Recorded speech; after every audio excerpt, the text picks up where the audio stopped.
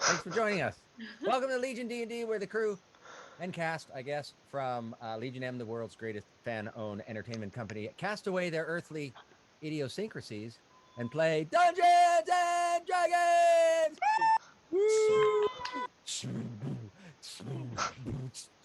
Until Taylor has a theme song for us, that's what you get.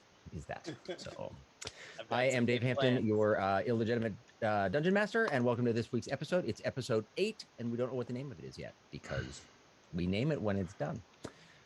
News first, obviously our Twitch stats, everyone's favorite. We have continued to move up, only 100,000, but we're still in the top 3 million. So that's not great. Yeah. But with a bullet, right? An up bullet. Yes. Yeah. Yes. That's the old music industry reference. Right.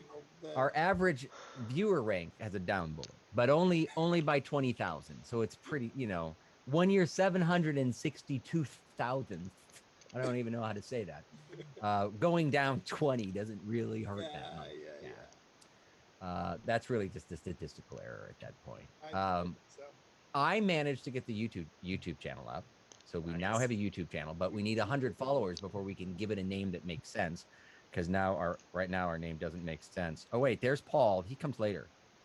So here it is, our D&D channel right there that you can see, and we've got episode 2, which had bad audio because we couldn't hear Zancorin the whole time, and episode 3, which was actually kind of a fun one that's on there, and we have an about section that describes us, blah blah blah, greatest fan of entertainment, blah blah blah. Get to know the folks at Legion M.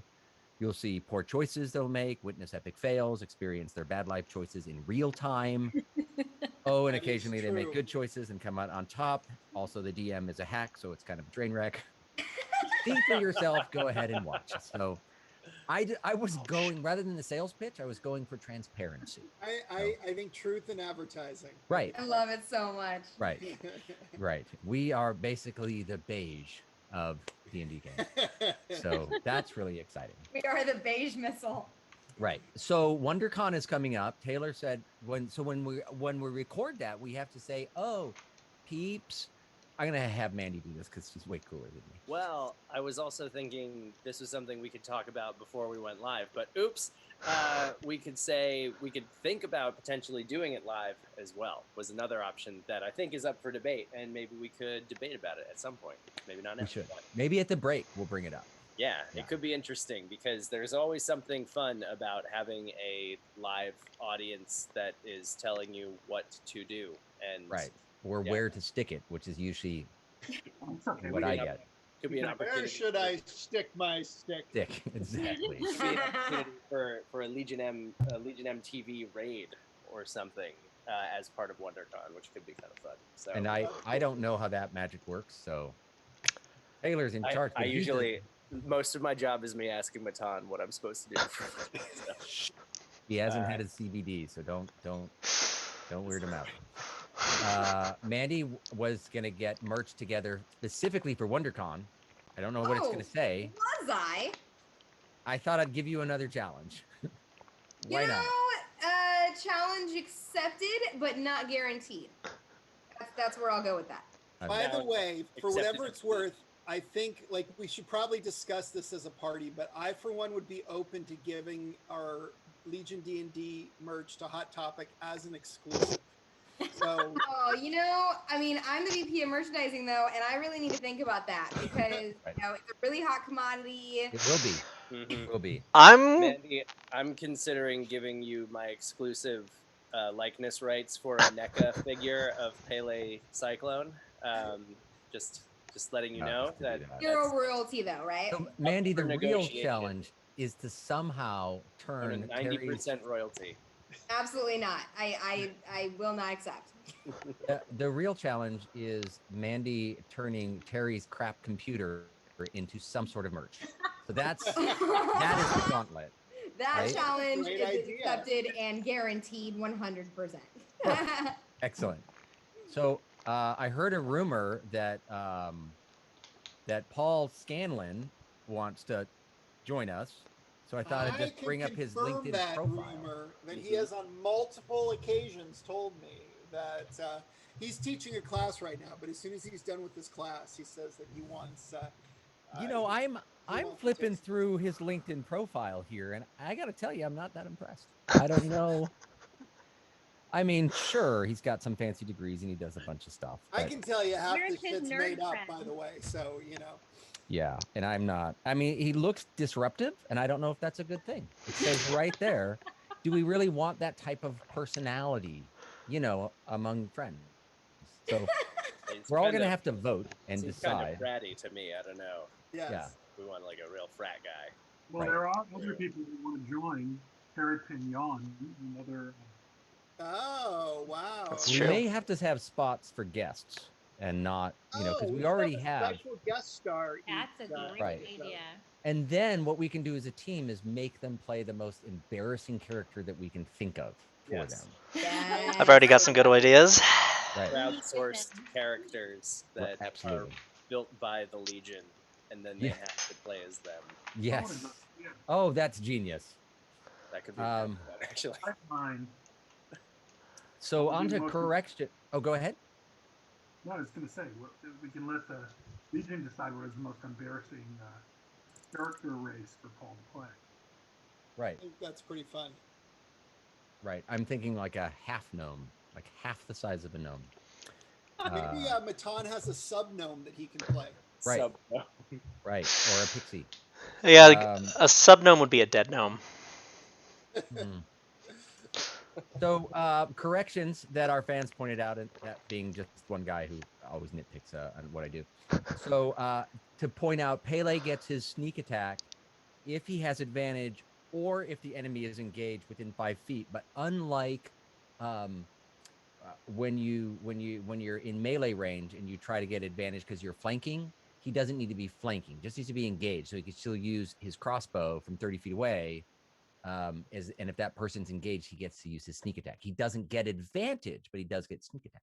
Interesting. And do I get a sneak attack when I literally sneak up on somebody and attack them, or is this only when they are engaged? Attacking when this was another clarifying thing. Attacking when unseen, either from hiding because you hid on the previous turn successfully, or you stealth and they didn't see you, and then your attack is while you are still hidden from a stealth position, gives you advantage. That's why I'm glad that I've got a full shrubbery in my pack to always remain unseen.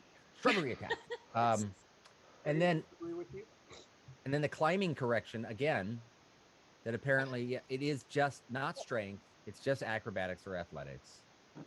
And usually I get to choose, depending on the type of terrain, or I can let you choose. Doesn't make a difference. So, I think that was it. As far as news, unless do we have anyone listening that it is worth playing Word or Chinese distributor of commodity products? I see that Tom's in the audience. Hey, by the way, can I just share something very exciting? Yes. I'm on Twitch right now. We have 5 viewers next to ours, and Critical Role is live at the same time, and they only have 15 next to theirs. Don't refresh your browser. So we are one now. Theirs has a little K next to theirs, and I'm not sure what that means. It's kind of like an M next to ours. We are a third as large as Critical Role. I think the K is Twitch's asterisk, like they use steroids. So yeah, exactly. 15K. Oh wait, we're up to 7 now. So I don't know if guys, I mean, come on. There's 7 of us. Like literally, like we should be able to push this up to at least 7. So this time we will play again, since we have 7 people watching. We will play Word or Chinese distributor of commodity products on Amazon. But this time we're twisting it a bit, and it is Spanish Word. Oh my. Or Chinese distributor of commodity products. The word or distributor is Si Pasa. And you can write what you think now, just say like word or product in the chat. And then later on in the show, probably darn near the end, so we can make you watch the whole time, we will give an answer. And do we have any merch this time, or are people stuck with a signed LinkedIn profile picture of, really, I could say they should choose whoever they want. I like that idea. By the way, I never got I like that idea. I know, I had a busy week. It's not meant to be. Oh. So, intro to Jeff. Jeff, have we done you yet? We haven't. Who are you? I have not been done. Who are you? What do you do with Legion M, and how did you get into D&D? My name is Jeff Annison. I'm one of the founders of Legion M, and I got this is my second time playing D&D. Actually, technically my third. I played once when I was an adult, like just one session. I've played a number of daddy daughter D&D, so D and D with Tom, who is our Twitch audience, and this is my my third time playing. So I just heard this is what all the cool kids are doing. There's lots of like CBD gummies and people getting drunk on stream, and it just seemed like the place to be. And I will say, we mention LinkedIn far more than any other D&D broadcast. So there's that. We're not even. We are the official D&D broadcast of LinkedIn. Right. So that's exciting. And what I actually can't tell because my Twitch is small and the way I have to do things, but I think I have the roller up. So chat, let us know if we roll and it works and you see what we roll, but I think it's live on stream. What? Roll something. I just rolled for initiative. I don't even have the I see it. Game up yet. Yeah. Well, I see it here. I just don't know if it's on the. I can't see it on the Twitch because I have too many things open and I can't check without screwing it up. So someone else needs to check for me. Oh, you have to like add it or something. There's a little icon coming up on the Twitch stream, and if I click on it, it says I can add it to my channel. It's on the side, but it's not large enough to see it. You can't see it. That's what I was afraid of. It's on the left side, but like the bar on the left side is like covering it. Oh, you know what? I'm gonna do this. Oh, I see now.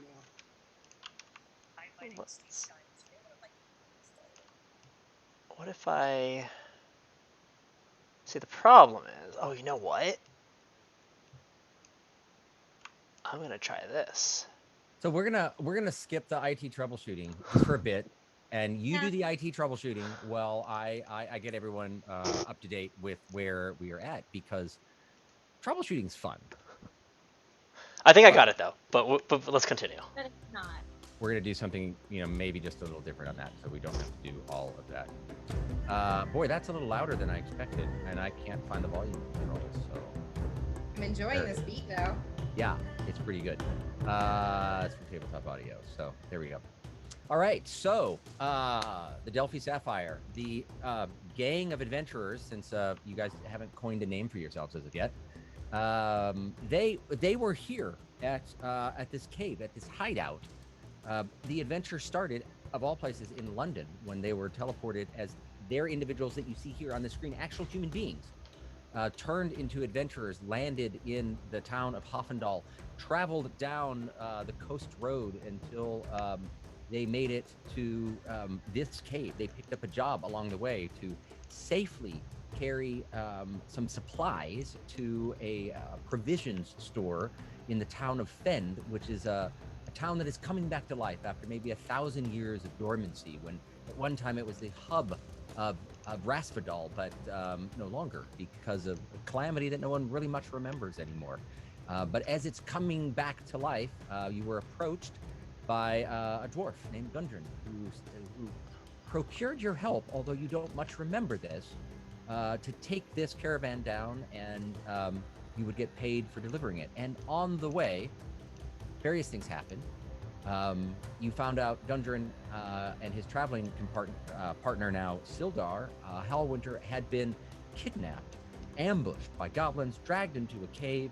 Sildar was going to be eaten in the eating den, and Gundren has disappeared, and nobody knows where. So you guys got people back to life. The terrified Tatiana, who cannot go into a cave, got herself drunk enough that she can make it inside of there, which she did. She is still drunk. She's still inside. You managed to confront the bugbear, Kevin, and slay him. Zancorin almost, again, died, but was brought back to life. little later than he would have preferred by Tatiana. And this is where we ended from last time. Am I right, or did I miss something? That was supposed right. to fade out. Correct. Imagine that faded. Rocky, I think, has the final alive goblin tied up. Right. The final alive goblin is David B. down here in the corner. Let's see if I can get to him. And I'm going to go ahead and remind everybody that I called dibs on the treasure. So as soon as our lovely DM is ready, I would like to... More than ready. I would like to scavenge and see what I can find. All right. All the bones you like. All I see is a bunch of bones. Go ahead and roll an investigation check as you hunt through whatever is in this large section of the cave. Bones and twigs and maybe a few pebbles, and that's what I see. And I don't need to roll anything. I rolled a 14. A 14. All right. So you are hunting through this area. You are rummaging through the bodies that's there, rummaging through the bugbear. He doesn't really have anything on him. There's a number of chests in the corner. One of the chests is open. There's nothing inside of it. The other chest is locked. The end chest is the chest of a goblin with an arrow sticking out of it. Not that chest, not a goblin chest, an actual wooden chest. Actually, this one is more metal. It is locked. It's locked? You can pick locks, although arguably rogues are usually the best at it. Oh, well, if only there was somebody who was trained skillfully in the art of lock picking and perhaps had the tools to do it. Well, Hey, Pele. I understand that you're, a rogue and you're really good at doing this. So how about this? I will make a deal with you. If you help me open this, then we will split the treasure. But if there's a spell book, then that's mine. What would you do? Any kind of treasures we find, we split amongst all the crew, which is all anticipated. Yeah, I think about stealing anything. I think that kind of makes sense. Like, if there's a spell book, Condre, you definitely should have that. But like, if there's like a bow, then I probably would say Rocky should have that. And so whatever it. If there's a stick, I want it. Exactly. So I think. All right, fine, deal. Yeah, let's just. Well, wait a minute. No, there's you're in no position to be making deals. I'm the one who maybe will be able to open this frickin' thing. So how about we first see what's inside? Just smash it open. You don't have to pick the lock. Yeah, but I really want to. So get out of my way. Okay, so for picking a lock, you are gonna roll. I don't think there's a single button that you can roll, maybe. But if you look at your character sheet, it's going to be a roll. You're gonna do your dexterity plus your proficiency, so you're at a +5. So you could just hit persuasion, which happens to be at a +5, and that would work. So whatever you would. You could, if you want, Dave. I've seen sleight of hand be used for lockpicking because it's so. I had voted against that because it's a slightly different. Yeah, totally your call. You're totally right. Totally your call, though. I just wanted to. You know what? We're gonna use sleight of hand because he's also a +5 on that. Okay. But I'm really using dexterity plus proficiency. But it's +5, so just use sleight of hand. Makes sense to me. Although I would love to charm this lock open. You can give that a shot too. With my persuasive technique, but sleight of hand will go. Okay. As he's a 21. As he's doing that, I'll be like, and this is like as he's doing it. By the way, don't you usually want to check if there's like maybe traps on chests? Nope. Traps. And it's a lock. The lock opens up. So you're able to unlock it, but you have not lifted it. Zankorin, open the box. Let's go. And back. Do I So don't. far, you've bested death twice. I think you've got the best odds. Yeah, why not? I'm gonna check to see if I see any traps. Okay, go ahead and do an investigation check.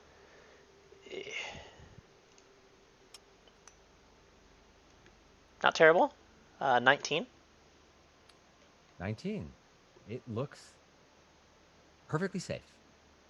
As All far right. as you can tell, you are confident that I- it looks safe. I confidently open the chest. Boo! Boom. All right, you'll need to roll a new character. It is a treasure chest with not a whole lot in it, but there's a whole bunch of coin, but it's mostly copper. So you've got like 600 copper pieces, which adds up. 110 silver pieces. You see 2 potions. Somebody might need to take a look at those to see if they can figure out what they are. And there's a little jade statuette of a frog. Dibs on the frog. With 2 golden eyes in it. You're guessing maybe to the right buyer? It's worth 40 gold pieces. You could probably sell it quickly for 20. Or keep it. Somebody might need jade for a spell or something like that. So that's an option as well. Any sticks? No sticks. Yep. Just some silver and this statue. I mean, I'm grabbing the silver because I've paid for literally all of your guys' stuff. So you offered, so. And that's why I'm taking it. Thank you much. And I grab the silver and I put it in my. There were 110 silver. Right? The copper I leave. 600 copper, 110 silver, 2 potions. You don't know what they are. Does anyone want to take a look at? I'll grab one of them. Alcoholic? I'm sorry? I want them. The alcoholic wants a potion. Alcoholic, yes, please. I don't think so. I think they might do something. I just can't tell if they're good or bad. Let me take a look. Roll a generic investigation check. Oh, did I roll? I rolled wrong, by the way. I just realized. You got a 19 intimidation. Intimidation. I clicked on +4 intimidation instead of +1 investigation. That's fine. You still would have worked. Okay. So we're good. Rocky's taking a look at the potions. From what you can tell, you're somewhat familiar with this. It's a sort of pink translucent, kind of a little pearlescent, and you recognize that as a healing potion. Not the most powerful healing potion, but a healing potion nonetheless. And they're both identical.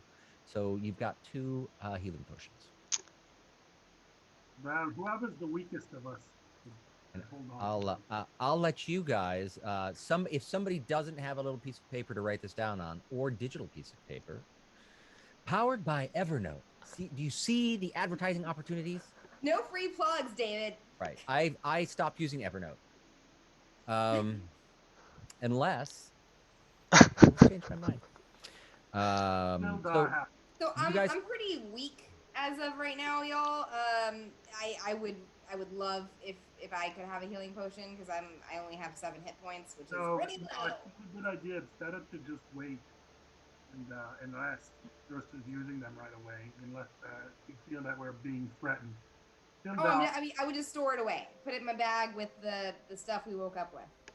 That's fine. Yeah, I think is everyone cool with that? That makes sense. Pele, I think maybe either you or myself should take the other one. Wait, don't we have an issue with your bag? How are you gonna hold it? Yeah, you don't have a bag anymore. No, I do. Remember, I cut a hole through it and kind of like slung it over my arm, so I have it. Made a fashion statement out of it after it was neutered by. It's just gonna die pretty soon. But so when we get to a market, I need a bag. The other thing that you guys notice is a bunch of crates, as well, and they all have a stamp on the side of them. It's a crest with a blue lion on it, and there's maybe a dozen of them. that are on there. Some look like they've been opened, and some are not. They're still sealed. And you can take a look. Is Zildar saying anything? Where's he at right now? Sildar's looking at the dead bugbear. Rocky! I have a question real quick, Dave. I'm gonna add the healing potion, but should I add potion of healing greater, potion of healing superior, or potion of healing supreme? Neither. There should be a sub potion of healing. There's just a straight potion of healing without any of the cool modifiers. Okay, I will try and figure that out. Thank you. Just write it down on the side, and we'll look at it afterwards, and we'll see if we can find the right one. Awesome. Most likely, Zancorin is already checking D&D Beyond to figure out what the right one is, so he can tell you, because that is his nature. I walk up to the box, I take the jade frog, and I say very loudly and clearly, "I'm taking the frog. You guys take the money. If I really need it, I'll just take it back from you at some point, and that's it. I'll swipe." And I walk away. Right. And I want to know what's in the crates. So I want to. I'll take the other potion. What's in the crates? Okay. You go and check the crates. It looks like more hardware-related stuff. Adventuring supplies. There's ropes. There's torches. There's different bits of things. And then in the back, you hear Sildar. Rocky, what have you done? God's sakes! I saved everyone's life. You killed the only person who knows where Gundren is. And he kicks Kevin. Who are we gonna ask now? Ask David. He's in the corner. Huh. Good luck. He may have some information. They're idiots. Good luck. Go ahead and ask him. No, you do it. I think you've screwed us all, is what I think. Well, I was always going to fight for my friends' lives. No. We can go look for your dwarf. Fine. He walks over to David. Okay, what does he do to David? Hello, goblin. Do I look tasty now? All of you are just meat. You know where they took the dwarf? Yeah. You'll never find them. Oh, sounds like he knows. Let's get a red hot poker and talk with him some more. All right. The fire is glowing, so if you shove something metal in there for a little bit, you can get it hot enough. Yeah. By the way, this is actually a false threat. We would never torture somebody. I'd kill them, but I wouldn't torture them. Well, I will. I'm so uncomfortable with this idea. I decide, it might be a good idea to get him to talk if I sat on his chest. I'm pretty heavy. It might You're be. right. Kill him, Tatiana. That sounds very, very humane compared to the other things we could do. All right. So he's over in the corner. He's dropped his bow. You haven't tied him up as of yet, but he doesn't really have anywhere to run.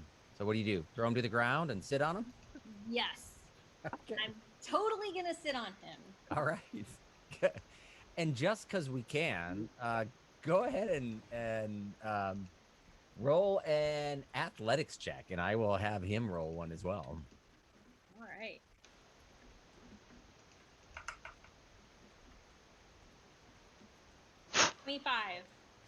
That was a nat 20. Yes, it was. Yeah. Okay, so I'm not even going to roll because he's got a minus for strength, so done. All right, so you're sitting on, you grappled him, you threw him on the ground, you sat on him. Intimidation check if you want to try to get answers out of him. I say, talk, David. Tell us what we want to know, or I'll never get up. And my stomach is feeling a little woozy. Drag an ass off of me. Go ahead and roll an intimidation check. Dragon ass off of me. That's the t-shirt. That's the t-shirt. That's 24. Breathe.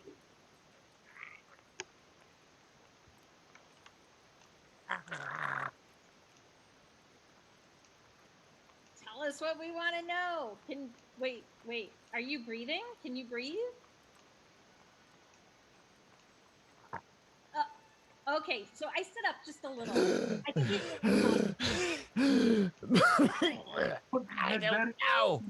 They don't tell us. They come from the Cragmaw. Where is that? We don't know. It's secret. Ask him. He points to Kevin. Stupid humans. Do we still have the other one tied up outside? Cragmaw. Just in general, to the DM. Don't we have another goblin outside?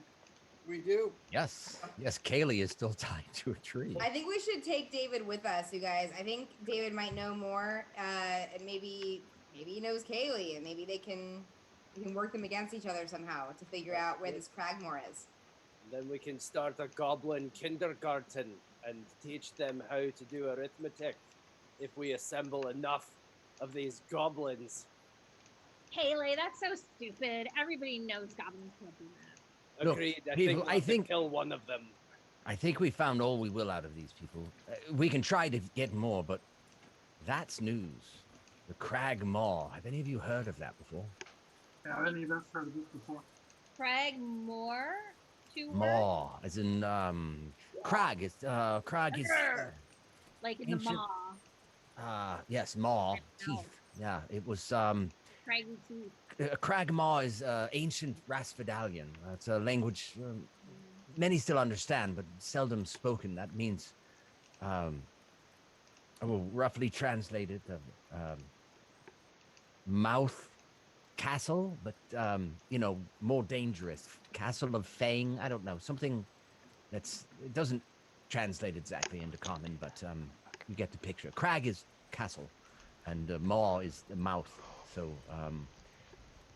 Sounds delightful. I did not know it actually existed. It was rumor more than anything. Have you been there? He points to David. Baxter. No. The goblin. No, I don't know where it is. Only Kevin knew. Have we searched Kevin? Does he have any clues or hints on his whole body? Go ahead and make an investigation check. But I don't want to get up because I'm really. I'll do it. Oh, you already got up. He's breathing. Oh. But he's intimidated. He's answering your questions because you almost killed him. Well, then I will. With you actually, and we can write this down. This was a potential homicide with a dragon ass. So that's pretty exciting. Oh, I only got a 4. 4. So you look around at the bugbear and you like, nope. Looks good to you. Don't see anything on there. Hey. I go over to the bugbear. What I'm gonna try to enforce is not having everyone do it time after time, because eventually it kind of breaks the flow of it. So if somebody wants to do an investigation check, I'll let you roll this time, but it's never going to be more than 2 people, and you can check individually or you can check as a group, which means usually you pick that one with the best roll and they roll at advantage. But go ahead and roll, because I didn't tell you that, because we don't want to like have something that you need to figure out and then 8 people check it. It just gets crazy. But go ahead and check. Got 5. A 5. Yeah, you're like, nothing here. Hey, I'm not an expert at this, but you're good at looking at like tracks and stuff, Rocky. Maybe we can go outside and see if there's like a kind of a track that is a beaten path type thing, like they keep going that way. Yeah, let me see if I can measure this guy's foot to get a sense of his clint, and then we can go out. Tildar, we still have your. Well, hopefully, I don't know if anybody's taken anything from the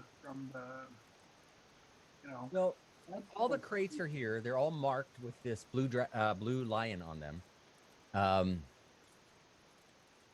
Sildar walks over to one of them and he hits it with the side of his sword. He goes, these are from the Lion Shield Costa. It's a store in Fend. It's a sort of a collection of stores along the southern ridge of Rasfadol. Maybe 4 or 5 locations are all connected together. It must have been a shipment that got waylaid by the goblins.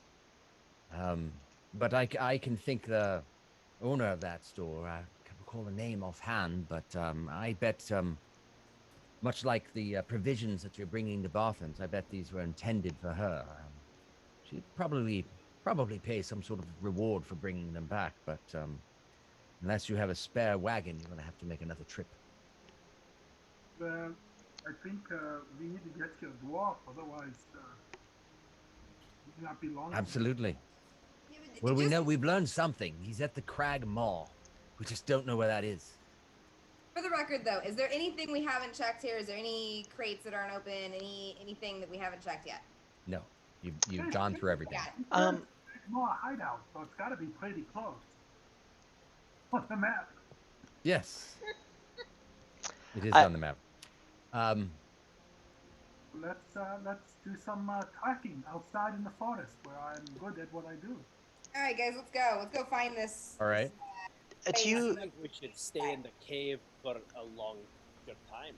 I was gonna say, do you Let's think go. do you think if we do you think he has a day? Do you think we have time to regroup and really get some rest? You know, or do you think we really need to go get him now? So, although I know exactly what time it is, what time is it? It's about 5 Hammer o'clock. time. It's about Sorry, 5 what- o'clock. Yeah. 5 o'clock? Everything from getting ambushed on the road to now has all really been a span of about 5 hours. And it's the same day as it was like 4 episodes ago, right? But it is nearing evening. Okay, and so everyone, it is about 5 o'clock, and it is this many hours until sunset. It is about. Give me a second. It's about an hour and a half before dark. okay. It's about an hour and a half before dark. Thank you. And I, for one, definitely need to rest. I really wanted to go to this place and find this guy, but this is a secure area, and I really need to get some sleep. So, how about we just camp out for a little bit, get some sleep, and then we can go. Reginald, is that? Do you think, based off of what the goblins have been saying, he has a night's rest? Who are you asking? Reginald. Sildar. Or Sildar. Right? Sorry, yeah. Reginald is the hobbit that you. Yeah. Sorry. They were after him for something. He carried with him a map to you may have heard of it. Mishak Forte. It's the mine of power. It was a natural forge that gave rise to the Rasfadalian Empire 1,000 years ago. It's rumored to have a natural forge that can imbue metal and other items with magical properties when used by a mage with sufficient talent to be able to do it. And then legend has it that the early Rasfadalian armies were equipped with equipment designed in this forge. And that gave them the upper hand as they cemented Rasfadol as a country 1,000 years ago. And inside of there's also the rumor of a key. It's called the Key of Arcana. And it opens, supposedly, an amulet of immense power. The person who wields it cannot be defeated and has incredible power. But that is just rumor. For that matter, many people think Mishak Forte was rumor, but Gundren and his brothers found a map. He carried it with him, but it was encoded. Only he could read it. I could not even tell where it was. As long as he hasn't revealed where Mishak Forte is, he should be fine, because somebody wants that forge or that key, or both. And I fear it's not for good. Well, then we must get there first. We've got to I, the evil people and the clans. as much as I agree with that, Rocky, I think at least half of us need time to rest, or else we'll do no one good and we'll all perish. I I agree. agree, guys. We need to sleep for a little bit. I'm spent. Good finding anything in the dark. Fine, let's get started at first light. So I agree. I know it's been a while since we played, but your characters would know that you have horses and a cart about a half hour away. Crap. That's right. Unguarded. You have Kaylee, the recently deposed spokesperson for the Kevin regime that was hiding out here, tied up to a tree outside. Tatiana chased away, killed one goblin and chased away two goats earlier, literally like 20 minutes ago, 30 minutes ago. And you have David B., who is still milling around in the corner, eyeing exits to see if there's any way that he could possibly get past the seven of you. Uh, Go back to the horses, and we'll give some food to the other goblin, and we can always make camp out there just as easily. It's probably just as safe. It may be safer because the goblins, may be coming back to check on this place. I don't think this is necessarily the best place for us to stay. I would agree with that. I agree. And I go over to David, and I'm like, do we need anything else from this goblin? Oh, you ask him that? I'm asking everyone. Yeah, We're gonna take him with us, aren't we? totally gonna use him against any other goblin that we see. Yeah, we're taking him with us. He's my new pet. We don't need this goblin. Okay, David, put your hands out. They're taking captive. I hate caves, but I have a question. Are there any other paths in this cave leading anywhere? Nothing that we saw. I don't. I've been in here the whole. I don't know what you've seen. There's this. There's the water. There's the eating den. There's the wolves. Where would the water be coming from, though? Like the water, because the water is always rushing out toward where we came. Yep. So wouldn't the water be coming from something to the right? Like when we walk out of this little area, like next to Tatiana. Yeah, up in this area up here. Yeah. So if you go out and you take a look, I'm assuming that Tatiana still has her light, and you do, yeah. And you look up there, and a lot of it is coming out of a series of cracks in the walls. It seems like it's some sort of natural underground spring that must run fairly heavy at this point. Maybe it's just drainage from the top as well, or at least it's heavier now because of that. You can see a couple parts that seem to dart back. It's kind of high, maybe 10 to 12 feet high. You could potentially, it's slippery, but you can try to climb up there and look back. If you've got dark vision, you might be able to see if there's anything else that is up there. Pele. Only we had an Can you aquatic do me- alcohol with us. Pele, can you do me a favor? Could you just climb up there and you got dark vision too, right? Do have dark vision, but so do you. So you probably. Yeah, but I'm not as good at acrobatics. But You she know doesn't how have- to sweet talk me. I don't think we're gonna find anything, but I always will take up a reason to use my acrobatics. All right, go Right. ahead and roll and see if you can climb up that slippery little waterfall to this little, up at the top of it. You know, most of the water is coming out of these rather large cracks, and it's coming out fairly heavy. And it lands on a little flat plateau before splashing down below, but it does inset, and you can tell it does go back a little ways. So go ahead and roll an acrobatics check to see if you can climb up there. It's a 9. It's a 9. You can't really get a grip in order to climb yourself up there right now. It's very moss overgrown. It's like trying to climb up something that is just covered in jello, just super slippery. I So- don't think we're gonna find anything up here. In the meantime, there's probably goblins coming back here to kill us. So All right. Let's get out of here. Let's go back to our horses. All right. Oh, thank God. So you guys head out of the cave. I don't have a whole lot more to share here. On your way out of the cave, you guys walk through. You've got David, the goblin, I'm assuming on a rope, tied up. You walk up to Kaylee, tied to a tree. She's just sitting there asleep against the tree because it's just been far too long. Hey, Kaylee. Still alive, huh?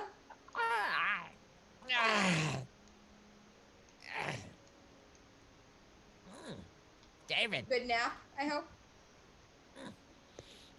Great. he's kind of hard. It's okay.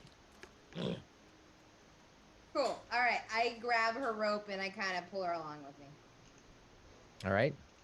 So on the way back, it's really damp because it's rained for the last couple of days. David, you were going to be looking for something, right? That's why you said you were going to come outside. When are you going to start like hunting around for things? I'm going to start looking for tracks, Okay.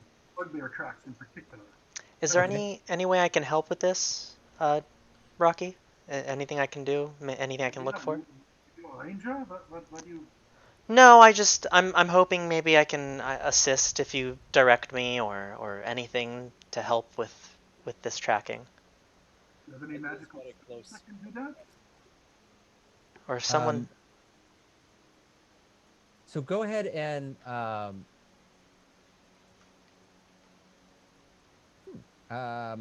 tracking check. What do I use for tracking? Perception, maybe? I would normally say nature It's not nature though. Nature is way more. or survival. Do we recall Survival. more about a terrain? Maybe survival. Yeah, survival's like the tracking to survive, like you're tracking Yes. hunt. Yeah, survival. Yeah. Okay, so go ahead and roll a survival check. And I believe you have your proficiency bonus is doubled for that. So instead of a 4, you're going to roll it a +6. So go ahead and just roll, and then we'll add 2 to that because it's in your favored terrain. And if you're assisting, you can roll at advantage, David. Oh, okay. Let me do that. Hold on. So I just say add advantage. 16. Plus 2 more, so 18. 18. All right. You're looking around. You see a lot of goblin tracks. You don't see any bugbear tracks. But what you do notice is the soil here is, it's not like a clay that holds its shape for a while. You're in a little bit of a foresty area, your main domain. There aren't so much tracks as there are, leaf matter, twig matter, stuff like that. And with a couple days of rain, you know that tracking is super difficult to find anything. Wait a second. Bugbears are very tall. Yeah, well, I mean, what it tells you is that because of the amount of rain that's there, you know that any tracks that would have been maybe 2 or 3 days ago would have washed away, but you're fairly certain the bugbear has not left the cave in the last 2 or 3 days, because you do think you would have seen that, but prior to that, you really can't tell because it's been raining rather heavily for the last 2 or 3 days, and things move. They get washed away. The tracks are just sort of get washed away with that. So you do see the tracks from earlier in the day. Your tracks coming up, goblin tracks both directions from earlier. Probably the party that went out to ambush you guys, and it's easy for you to follow that path back. But you don't see anything there that stands out as being, the bugbear left anytime recently. Okay. I relay this to everybody. So I don't see any broken branches like 9 feet up. No.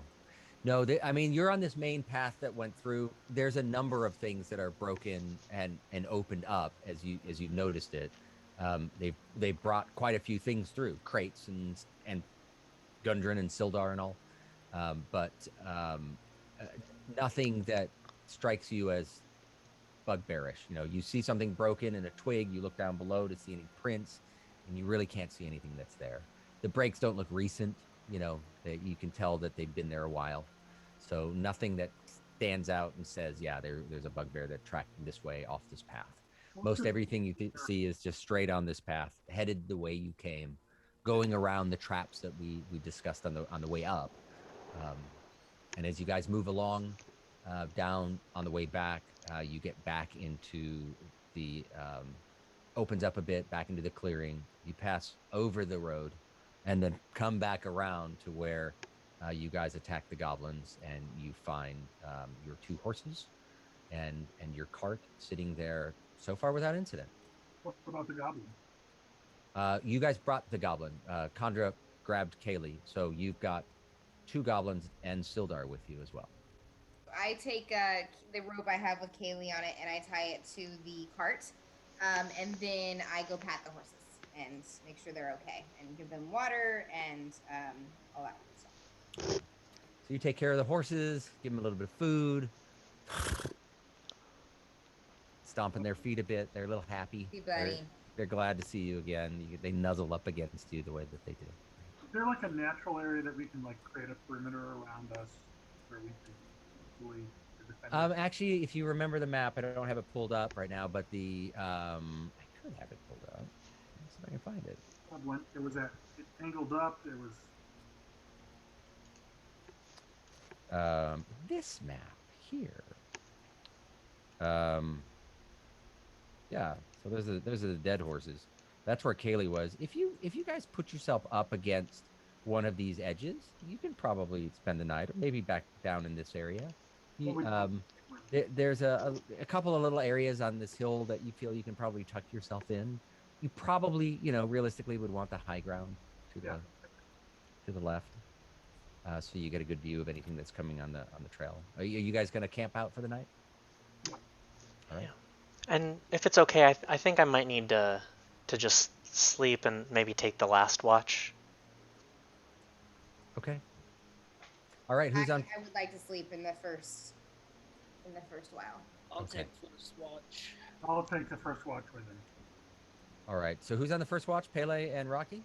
All right.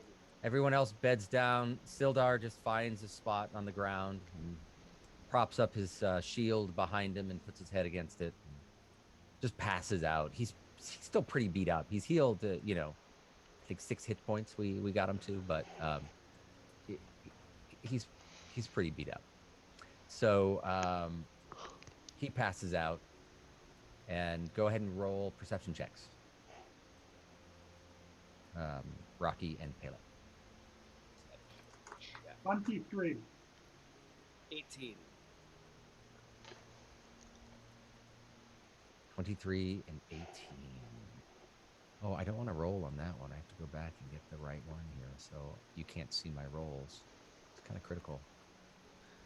So what time is this? 9-ish? 8-ish? That was not my roll. I did not do that. I did not roll that 4. It was not me. It says the Condor. Approximately 6 o'clock, so Yeah. you know. Yeah. Huh. Well, it's a little later now. Yeah. 6:30, 7 o'clock. It's getting dark. You guys are exhausted, so you guys crash for the night. Did we just First- scrape the rations off? I'm sorry? Did we eat a ration? Did we eat food? I'm not gonna. You will, but I'm not gonna have you guys worry about it because you're gonna be in town in the next day probably. So you'll stock up at that point. Somebody Um, did think, like, But if you have rations to mark off, go ahead and do that. I could hunt. I'm sorry. I could just get some rabbit, You could hunt for some rabbit if you wanted to, but you're on watch right now, and right now you haven't noticed anything during your first watch of the night. So evening is quiet. Skies are getting dark again. Yay. Looks like rain again. Yay. But not raining right now, and everything's pretty quiet. It's kind of peaceful, actually. It's a pretty evening to take a look at things. So, that's it. Who's going to be second watch? I will be second watch. Okay. I'll watch with her. Tatiana and Pele. All right, go ahead and roll perception checks. Wait, Pele or the monk? I'm sorry, the monk. My bad. Rampuri. While we're sitting here watching and rolling, and I'd like to, Tatiana, where does your cave fear come from? Where's my what come from? Cave fear. Caves. Oh. Oh, this will be a good conversation. Oh, this is a very difficult You are story sober to by now, after resting I'm for a bit. sober and I'm very hungover. And my perception is only 5 because my head is killing me. All right. But I'm not proud of this, monk, but I was once a smuggler. And very long story short, I got stuck in a cave hunting for treasure. I was not doing the right thing. I was not heading toward a path of light, and I was punished for it. And my hubris caused me to get trapped in a cave. And I thought my smuggling compatriots would come save me. And I waited. And I waited. And a day went by. And then a week went by. Oh. Then a month went by. Finally, a year went by. That's a long time. Through sheer willpower to continue living, I was able to escape. But you will never see me go into a cave willingly. Oh, but you know, sober. Not your fault. Sober. Yeah, you must have gotten very, very thin to get out.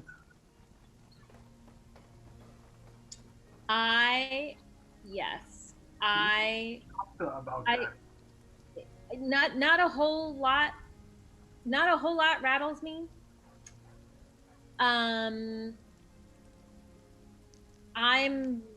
pretty,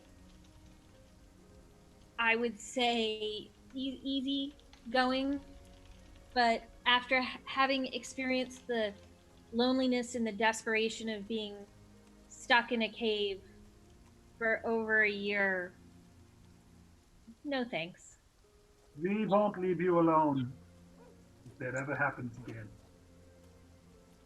That would be amazing.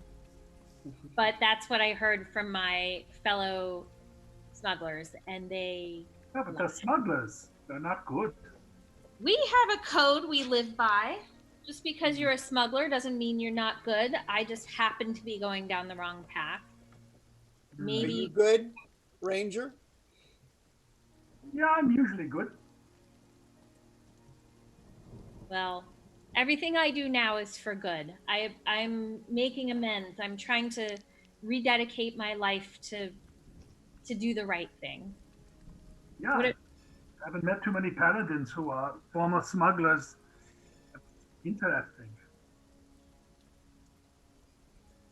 Very hard for me to talk about. Okay. Well, you don't have to talk anymore. Get some sleep. I'm going to. So Thanks, Rocky. So as personal mysteries slowly come out and you guys grow closer together, the evening wears on. You guys took a nice long rest. I'm just going to say the next one went without incident. There are those around you that don't need as much sleep. Khandra specifically. You may have had some other things you wanted to do during this 8 hours. Did you sleep for the whole 8? You just get completely rested, or did you wake up 4 hours after sort of a trance, as you can do, and decide to pursue other endeavors? Intellectual. Morning is glorious. I'm so sorry, guys. Did I miss a shift? Did I miss a shift? I mean, getting light outside, so I assume I slept for a while. Anything happened while I was asleep? Not a thing. Nothing. Oh, except all those goblins who attacked us. Slept right through it. You're Liar, Rocky. sleeper. Very sleepy. I don't believe you, Rocky. Well, thanks, guys. I do appreciate it. I will take a shift next time we sleep, I promise. Don't believe him. It was quiet, says Sildar. I was joking. Tatiana, it is traditional for paladins to spend a few minutes in prayer, sorting their spells, getting them set for the day. Anyone else that needs to arrange spells for the day, it's a good opportunity to sort of look through your list and see if there's anything else that you might want to prepare. In your minds, you guys know that you're going to be headed to town. Hopefully you won't be interrupted. Hopefully you will make it. But you do have additional help. Sildar looks slightly better, still bloody, but not bleeding. And as Tatiana is in her morning prayers, she feels the presence of her deity that shows up. And in her heart, in her mind, she hears the voice. You are growing. I am proud. And she levels up. Level 2. With level 2, she gains some extra features and extra abilities that you may have already thought through and you're like, I'm ready to go! Or you need to spend some time going through and figuring out what you want to add, but feel free to do that. As now Condra is in tears, being the only one that is still at level. How long did I sleep? 8 hours? I asked you how long you slept. I mean, apparently I missed both shifts. You missed both shifts, so you slept right through it. So, morning comes, sun rises. Wait, I have a question. Yes. So did I have a short rest? No, everyone had a long rest. Go ahead and click your long rest buttons. Being on a shift does not interrupt a long rest. That's the rough rule. Usually you would have 3 shifts, blah, blah, blah. But, we're going to take some storytelling license so we don't have to roll through all of them. Let you guys get healed up. And then how do we level? I know you guys did this last week, but I was not worthy and you were drunk by my drunken state. How do I level up on my? I will say this: when we take a break, I bet, and I'm just guessing, that Zancorin would so gladly walk you through it because it is his, and we can share that on Twitch. So, everyone else that's watching can be part of it because this is what Zancorin lives for. When he's bored, he just makes characters. And then I am guessing you do what, sadly, I do, I will admit. I slowly level them up and decide what they would have picked had they actually existed in a campaign. But since nobody invited me, I never got to use them. Give me a minute. Okay. Yes. So the sun is up. You guys are ready to journey along the way. I'm assuming. Go ahead. Sorry, real quick. I just spent some time preparing some new spells for the day. Okay, that's fine. You don't need to mention them. Just get your spells sorted, and just in case something comes up. And you guys start that journey as you guys are walking along the path. Along the way, we can get. Where's my notepad? I haven't had a notepad here for a week. I have no idea where it is. That's okay. I can write it down. I got a digital notepad. Thanks to the fine folks at Notion, that note-taking app that I would sponsor if you pay us. I'm just using Word. I'm kidding. Who's taking lookout? Who's at the front? How are you guys set up? I am. All right. I'm at the front because I will take a less secure space since I did not take a insecure space last night. So okay. I'm ahead. Who's driving? Who is steering the cart? I'll drive. Pele loves to drive horses. Anyone sitting next to him? I'll sit next to Pele. Tatiana's next to it. The weight difference is rather large, kind of over on the side a little bit as the giant dragonborn sits in the seat. You've got the reins a little harder to one side to keep the cart from tipping over. Tipping over. May need the alignment checked out. Pele, Zankorin. Where are you guys? Driving. I'm not Pele. I'm sorry. Rampuri and Zankorin. I'll take the back. All right. I'll try to stick, if I can, along the cart, like to the side of the cart. Okay. Did we get everyone? 1, 2, 3, 4, 5, 6. Yes. Sildar is hanging out with Rampuri in the back, kind of using his sword as a little bit of a cane. He's got a little bit of a limp going on. He's still not feeling that great. And I'm assuming that you've got the goblins tied to the back of the cart, sort of following along ahead of Rampuri and Sildar, but you know they're running their little feet as quickly as possible, being tied up there. All right. So you guys are tied their legs together, so they've got like a 3-legged thing going on, where like they've got a like, you know. It's gonna be like the dog in National Lampoon's Vacation. They're just sort of, you know, just like kind of like lurching around. It's very funny. I keep looking in my rearview mirror, which my wagon has. of course they all do. Oh, and here we go. Just smiling to myself, thinking, "This is why we let them live. This is fine. This is fine." Totally. So you guys are along here somewhere, as far as you know. Oh, that's odd. I can't use the down arrow to go along the Fendel Trail. And you're moving along the trail. It's opened up. It's not quite this overgrown at this point. It seems pretty quiet. You don't hear anything as the cart moves along. Well, Monk, I'm not certain what your name is, but we're getting close. It's maybe about a mile up. We'll get to the turn and make it there. Driver, whatever your name is, it's in about a mile. There's no sign, but you'll see it's a road off to the right. We'll take that, and then it's a little ways into Fend. Just wait. Why don't you tell me when we get there? And it's not confusing. There's one fucking road. It's on the right. You'll see it. Turn when you get to the road.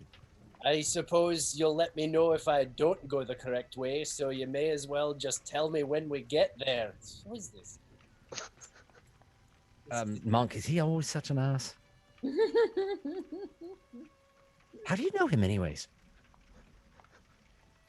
Well, I'll keep an eye out for these freaking what does it look like? Is it sort of like a 90-degree angle in the roadway? Is that what I'm looking for? The turn? Or is it more of like, you know, like a curve? Oh, good God, it's 90 degrees. Yes, it's a turn to the right. You can't miss it. Okay, well, I'll do my best. You never know with me. As Pele's talking, I take out my pan flute and just start like playing a loud song, just kind of drowning him out. Now look what you've gone and done. You know, that's actually kind of nice, Monk. What's your name? Hello. You say anything, Monk? I'm not certain what to call you. Right then.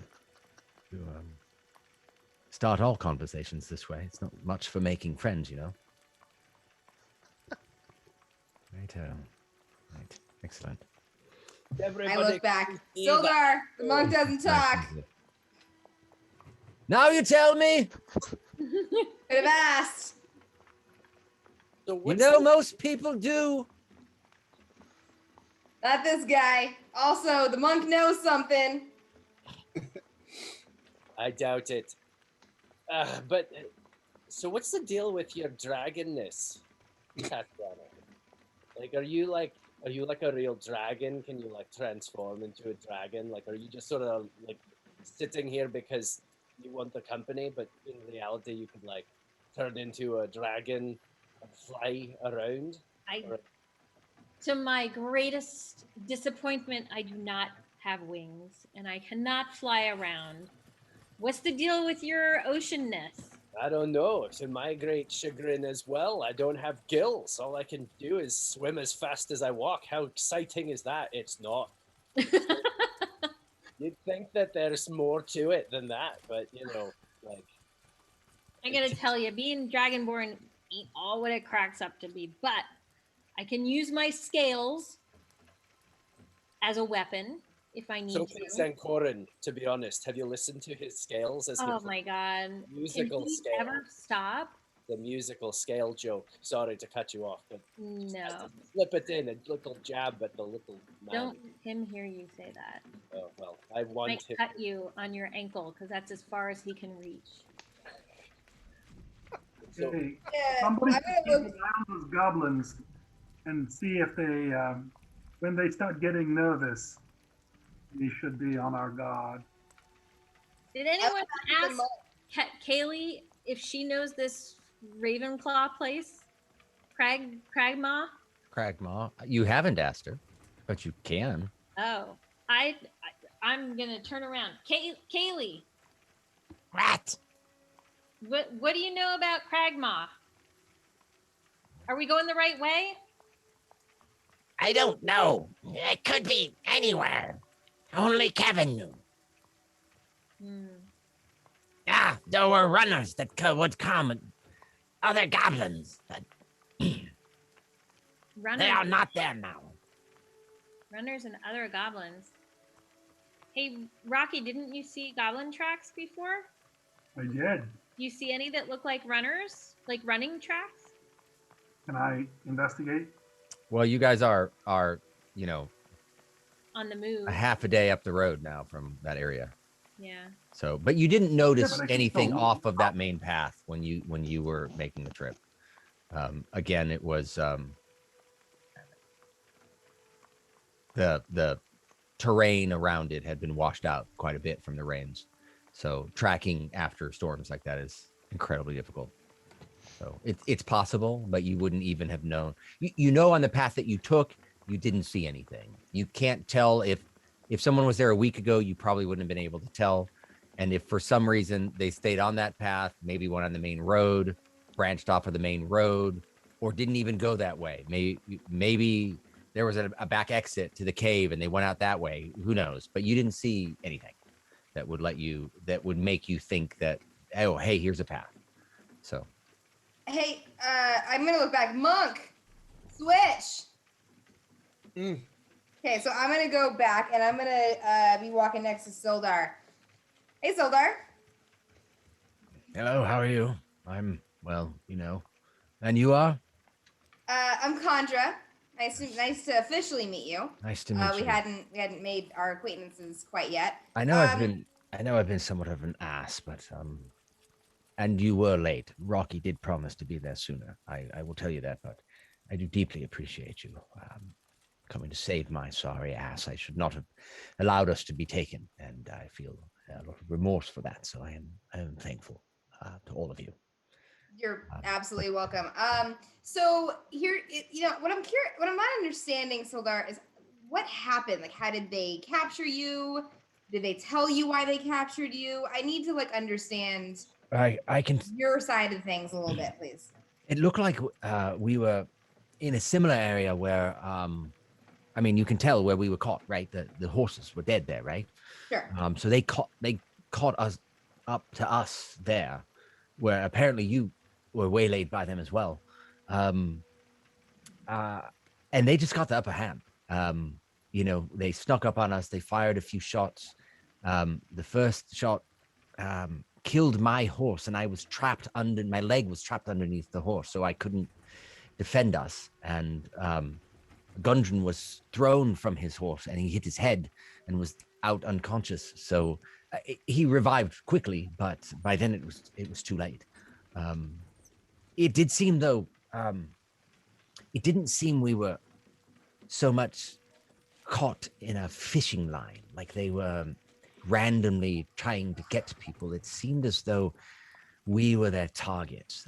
I don't understand Goblin, but the mannerisms seemed to be that they were specifically hunting for Gundren, because they grabbed him and they looked at his face, and then you could tell some sort of acknowledgement, and then they took us all. They took both of us into the cave, blindfolded. I didn't have the privilege of knowing the route there, but I obviously I didn't see Gundren either. He was, I'm assuming, was covered as well, and they took us in. I heard the water. I knew I was near the bugbear. Now that I've seen it since we've escaped, it makes sense, the angles and where they took me up the river, and then we separated from that, and I went into a quieter area. That's where the bugbear was. At some point, they had struck me, and I was knocked unconscious again, and I woke up in the eating room. Whether they had a conversation with Gundren or not, I don't know. I think what we know is, our best guess is that he was taken to Crag Maw, wherever that is.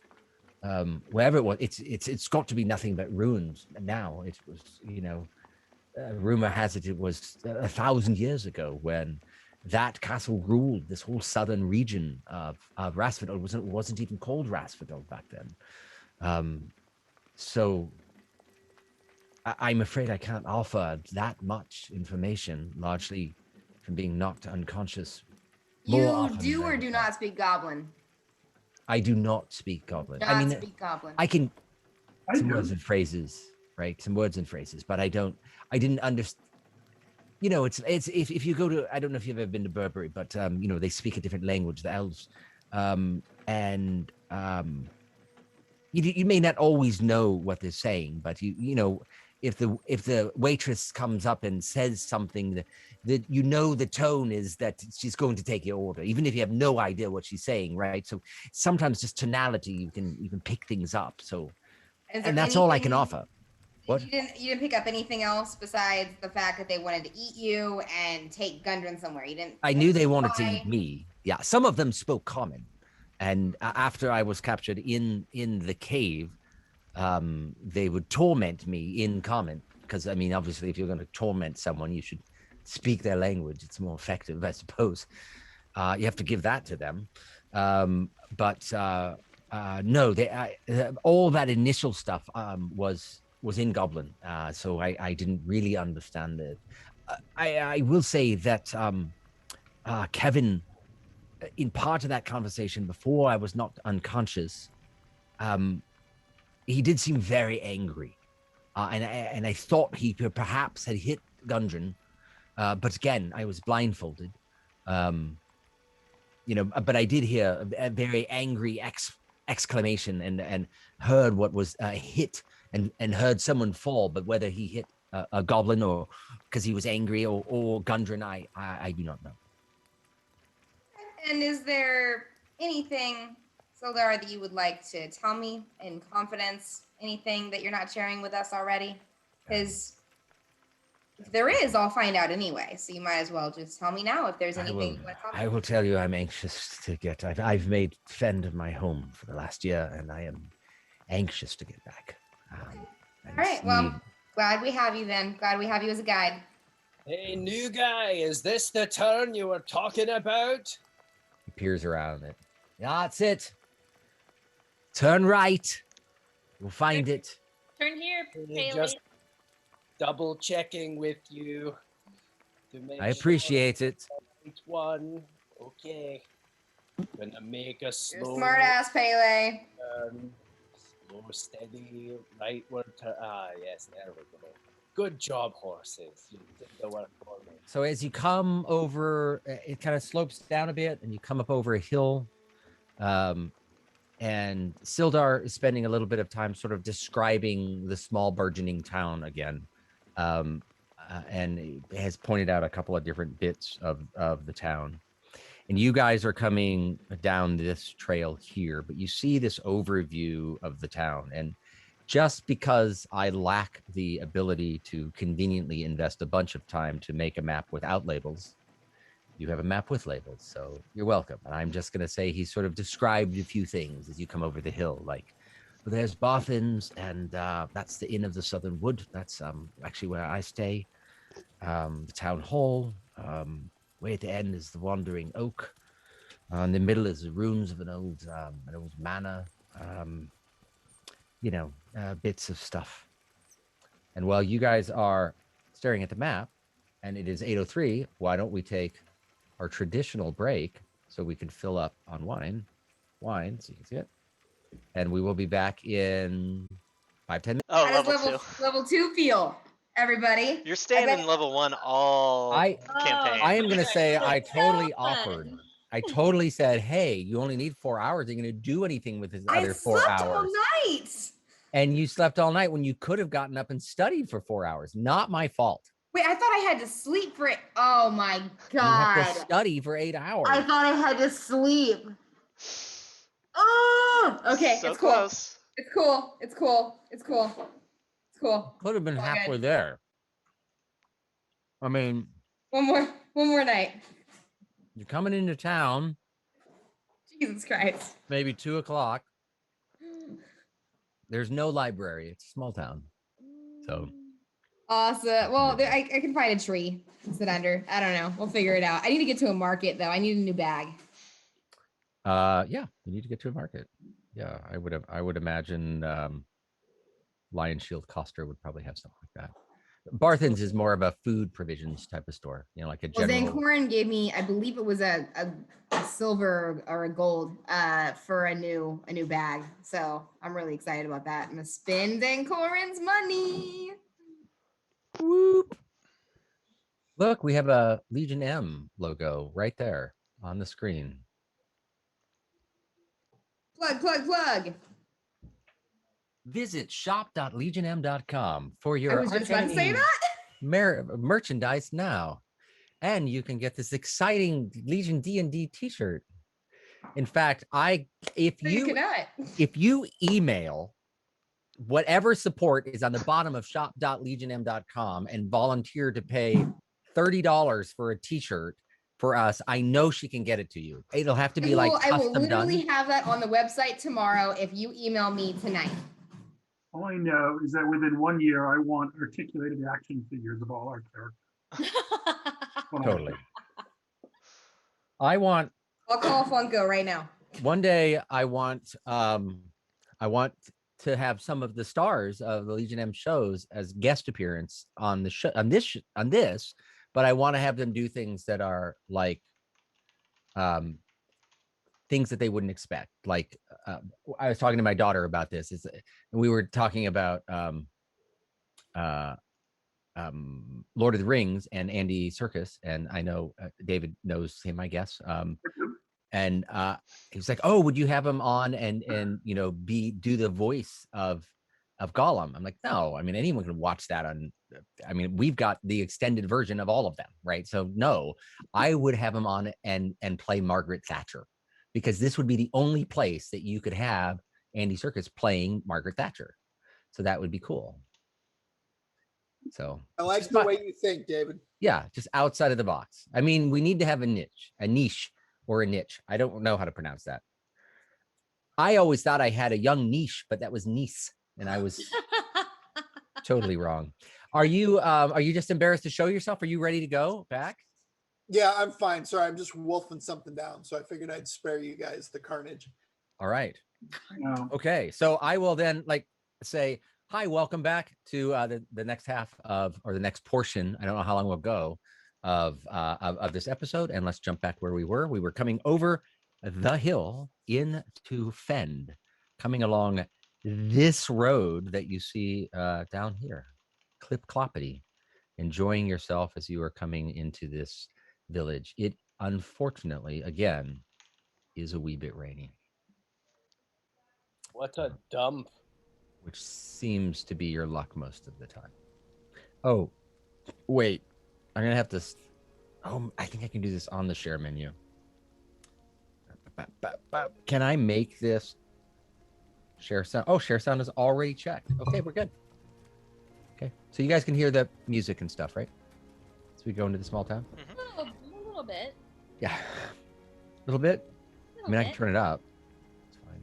A little bit of I music. think it's louder on my end, and then I have a hard time hearing you guys. So one day, Dan will get all this technology straight, and we'll get all this sorted out, and it'll be beautiful. Oh, we fired Dan. Dan quit. Dan is the worst. Yeah, Dan thought some of you were assholes, and so he quit. But then he came back, and now he's on a leave of absence. I will never accept Dan.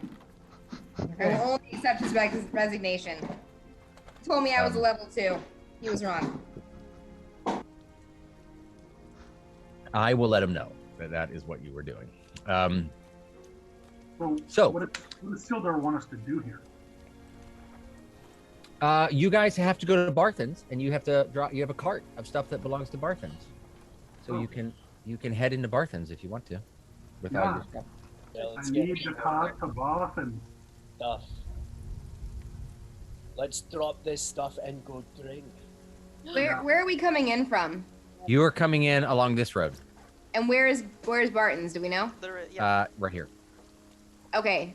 On the map. Is there a Sildar? Is there a market around here? Well, what are you looking for? I need a new bag. Probably you'd probably want to try Lion Shield Costa. It's right next to the Inn of the Southern Wood. Just down this road past Barthen's. It's a small town. They don't have anything fancy, that's for sure. But they might have something, utilitarian that you could use to. Totally fine with me. Yeah. I'm not a fancy kind of girl. Right. I'm gonna go to Barthen's first, though. Rocky, you come with me? Yeah. We're all going. For all of them. Great. All right. Hey, Right. So Let's pull up to Barthen's then. you head into Barthen's, and you walk into the store. I guess you guys are out front at first, right? Where there's let me shrink this so I can get to the next page. Right.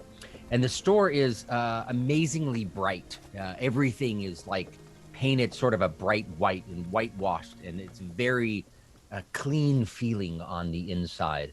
And behind the counter is an adult male human. He's short, kind of greasy, light brown hair and ears that are just a little too big for his head. It looks kind of weird.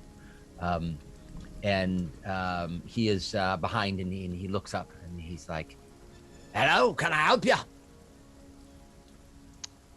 Barthen. Got a bunch of crap for you. What? Barthen, I presume?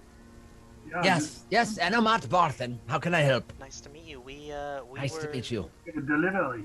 Yes, we were given the job to come deliver this cart from Gunther. Ah. From Gunther. Oh, yes, of course. Bring it around back. I've been waiting for this. What took you all so long?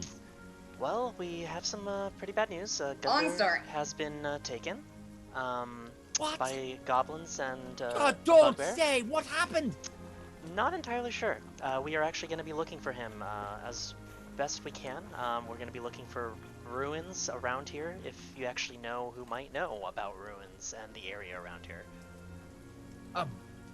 Wait, runes? What type of runes are you talking about?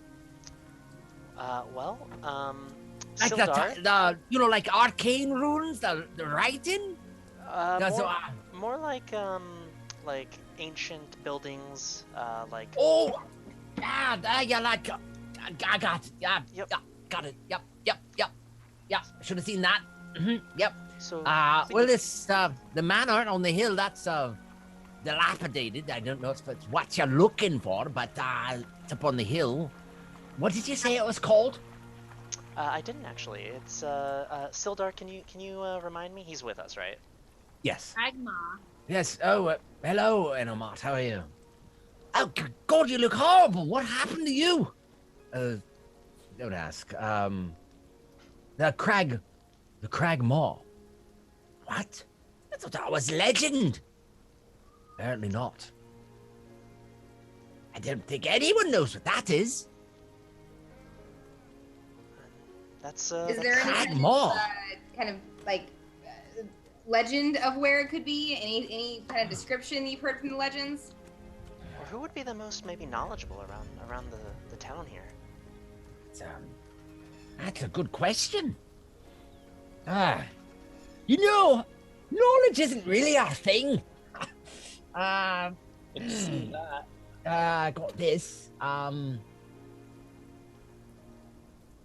There's that fella, Sildar, that's that fella that with the from up north that you brought in. Oh, Albrecht, is he in? That's his name, Albrecht, yeah. I not sure where he's staying, and we see him occasionally in town. But I only say that because he looks smart. I don't know if he is. Yeah, anything is worth a shot. We definitely want to try to find him. He's got glasses and a cane. That is. I think he looks smart. Sounds like a smart fellow. Look, I'll meet you around back. We can keep talking. So he heads out the back door, and I'm assuming you guys take the cart around. Yeah. I'm how gonna much- jump over the counter and follow him through the back. Okay. How much are we supposed to get paid? Come for on, no, it's fine. Come on. this? David. Yeah, I wasn't Yeah. asking. I'm How coming. much was it for each of us? Is it 10?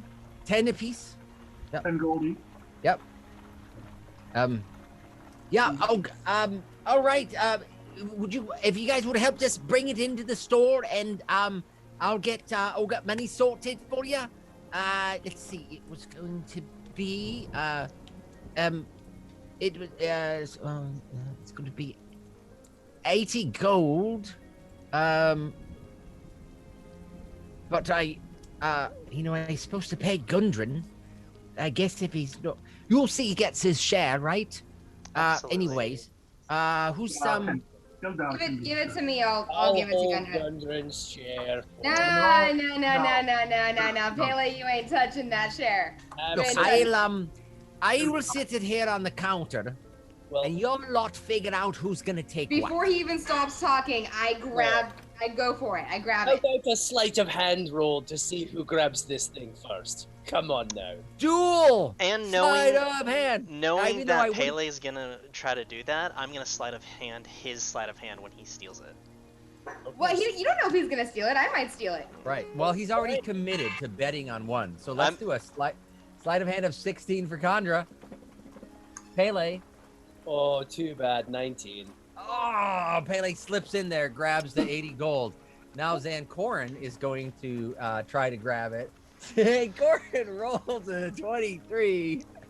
Pele takes the money, puts it in his pocket, and as soon as it goes in its pocket, it comes out. Pele, go ahead and roll a perception check. Wait, who does? What? Pele, I'm going to see. He's managed to grab it. I'm just going to see if you noticed. Perception. Good luck. He rolled a 23.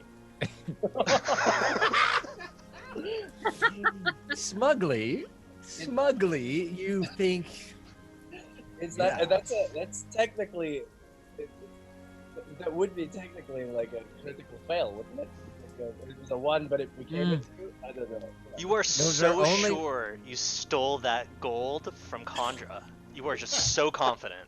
no comment. You don't even bother checking if it's in your pocket. Yeah. The critical fails. The critical fails are for battle, and I have to admit some of them are pretty funny, but they'll happen when they happen. At least I don't shit myself.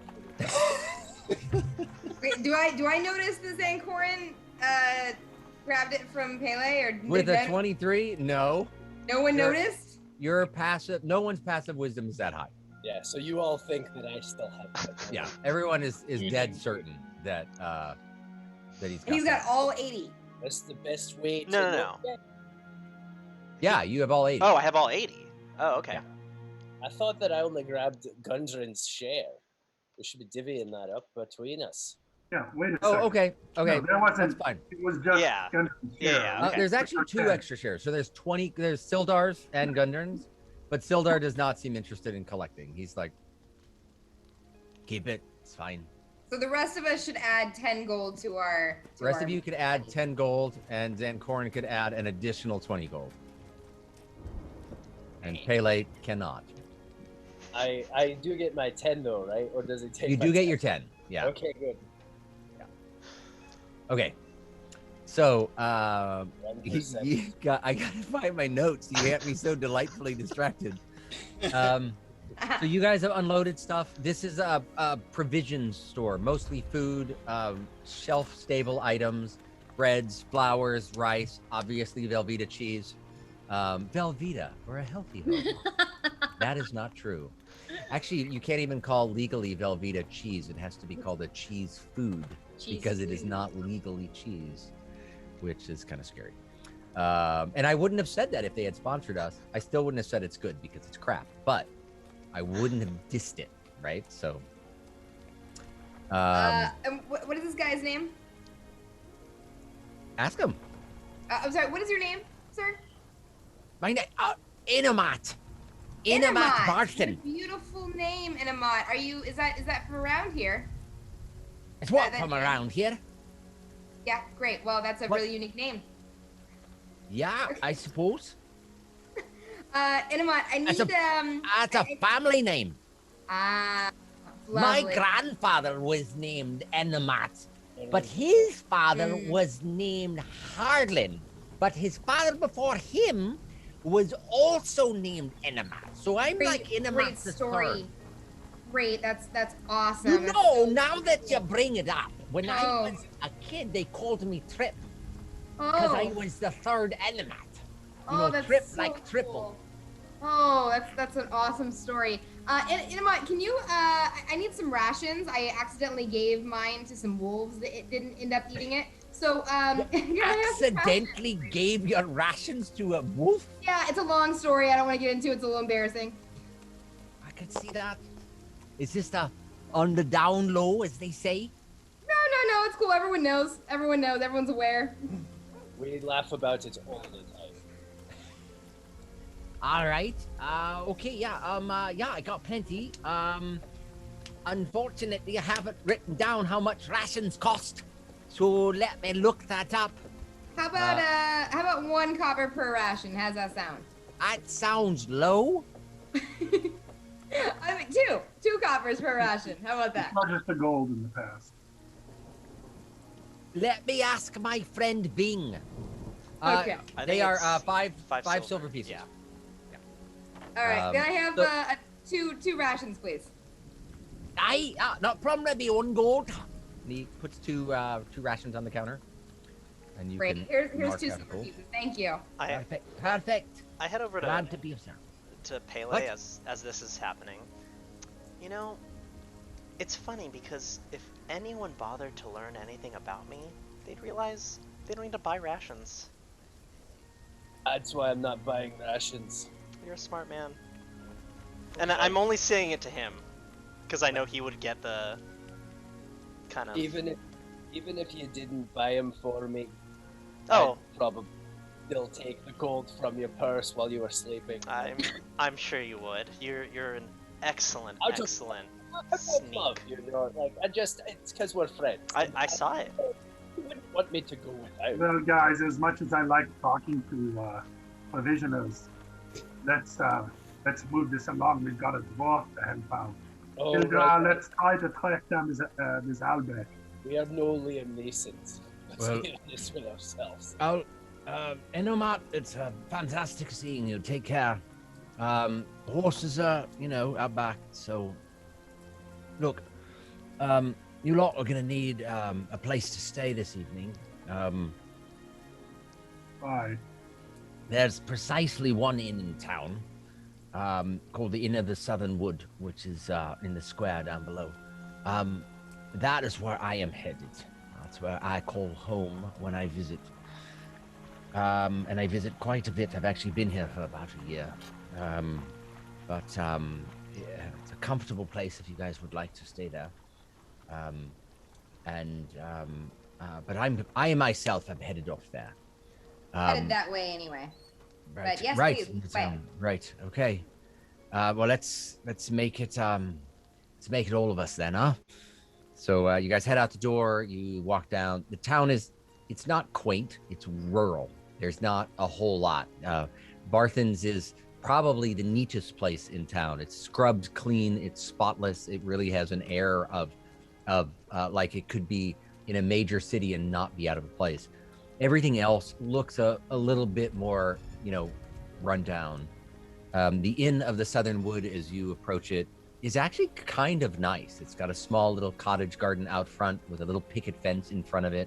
The picket fence is actually painted, which is one of the very few things in town that have actual paint, because it's hard to come by.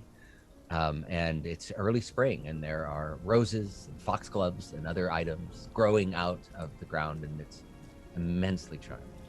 And you see Sildar just relax as he walks up to the front of it. What are you guys doing? I'm headed for the Lion's Shield. That's where I'm headed. All right. What are we doing with our wagon and horses at this point? The wagon and horses were not yours. They were Barthen's. Barthen. Yeah. Okay. Yeah. So he has got them. Yes. I will follow Condra. See what she's up to. What about the goblins? Go, buddy. Yeah, what are we gonna do with these frickin' goblins? They're your responsibility, Condra. You wanted to keep them. Now you've got to feed them and clothe. We all wanted to keep them. Rocky wanted to. Rocky, you know what? I'm just gonna hand. I'm assuming that I still have at least one of them. So I just throw the rope over at Pele. Throw it. And I walk away. It's not my problem. You just let a goblin loose in a small town. The goblins look down, and they see the rope is not being held by anyone, and they are basically trying to do that sack race out of town because Pele has tied their feet together. I catch up with you. Okay, you grab onto them. What's with you and shirking all this responsibility that you want sometimes but don't want other times? They're your problem. You wanted to keep them alive. They could have just let them go. I whisper to them in Goblin. Yeah. And say to them, it would be good if you could give us more information to give us a reason to keep you alive. And I'm not speaking with an accent because I'm speaking to them in public. Oh, that's very clever, the way that you've done that. And we won't, and no one will assume it was a momentary lapse at all. So that's good, of course. And then they say back to you, also without an accent, we've told you everything we know, good sir. We don't know anything else. You can, if you don't, you can roll an insight check and see if you believe them. Yeah, I was going to say, I can also say to them, well, what do you have to bargain for your lives? Or you just put yourself on mute. Yeah, I can ask them that, but I will roll an insight. Here's an insight. Okay. 17. 17. From what you can tell, they're telling the truth. They don't seem to know much. They are, although Kaylee was a little bit higher on the ranks, being the spokesperson, she was not the brightest, and she was really just in charge of that one ambush party, but certainly doesn't seem to know anything else. And David B was not doesn't seem to know much either. They seem to be low-level hired hands of. I'm used to just killing them, but in these towns, are goblins ever used? Indentured servitude? Is there any way to? You can ask. Slaughter them. You can ask someone. You can find someone and then ask them. Well, I'll ask Sildar. What do you think? Oh. What do you think we should do with these two? Fuck if I know. Why are you carrying around goblins? No idea what godforsaken reason you'd carry these bastards around with you. I don't know what you're going to do with you. You can't let them loose. Do you have a well we could toss them into or something? Let the well god decide what happens to them. I'm certain there's a well here somewhere, probably on one of the farms. In town, we don't. Oh, look, Mandy set a message. You're supposed to turn off your notifications, Dave. I don't know how to get it off the screen. So, and by the time I leave this meeting, this event, I've forgotten to double check. So I never check during the week, and that's totally my fault. But anyways, there's a hard stop at 9. So I'm just telling you. A little later is fine. A little later is fine. My wife just laughed, by the way. For God's sakes, wife. Well, Let her play.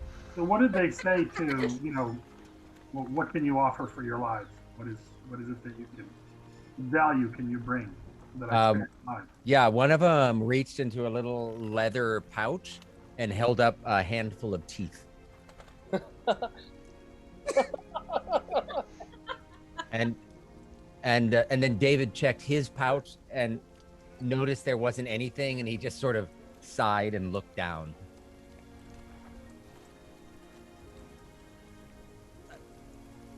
We promise we'll run away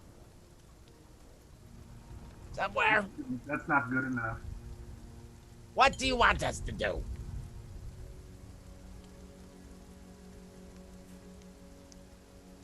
While Rocky's trying to figure this out, I'm gonna go into Lion's Shield, just simultaneously. But Rocky, continue your conversation if you'd like. No, I leave them alone and go back to the rest of the group. I sort of leave them tied up on the ground, so they're out of earshot. Then, we can put them out of their misery, or if I do believe that Zen Khan had some very strong feelings about, and the monk, about not disposing these creatures. What do they think we should do with them? Then we could like erase their memories and then just let them go in the woods. I can't hear you. You need to speak up.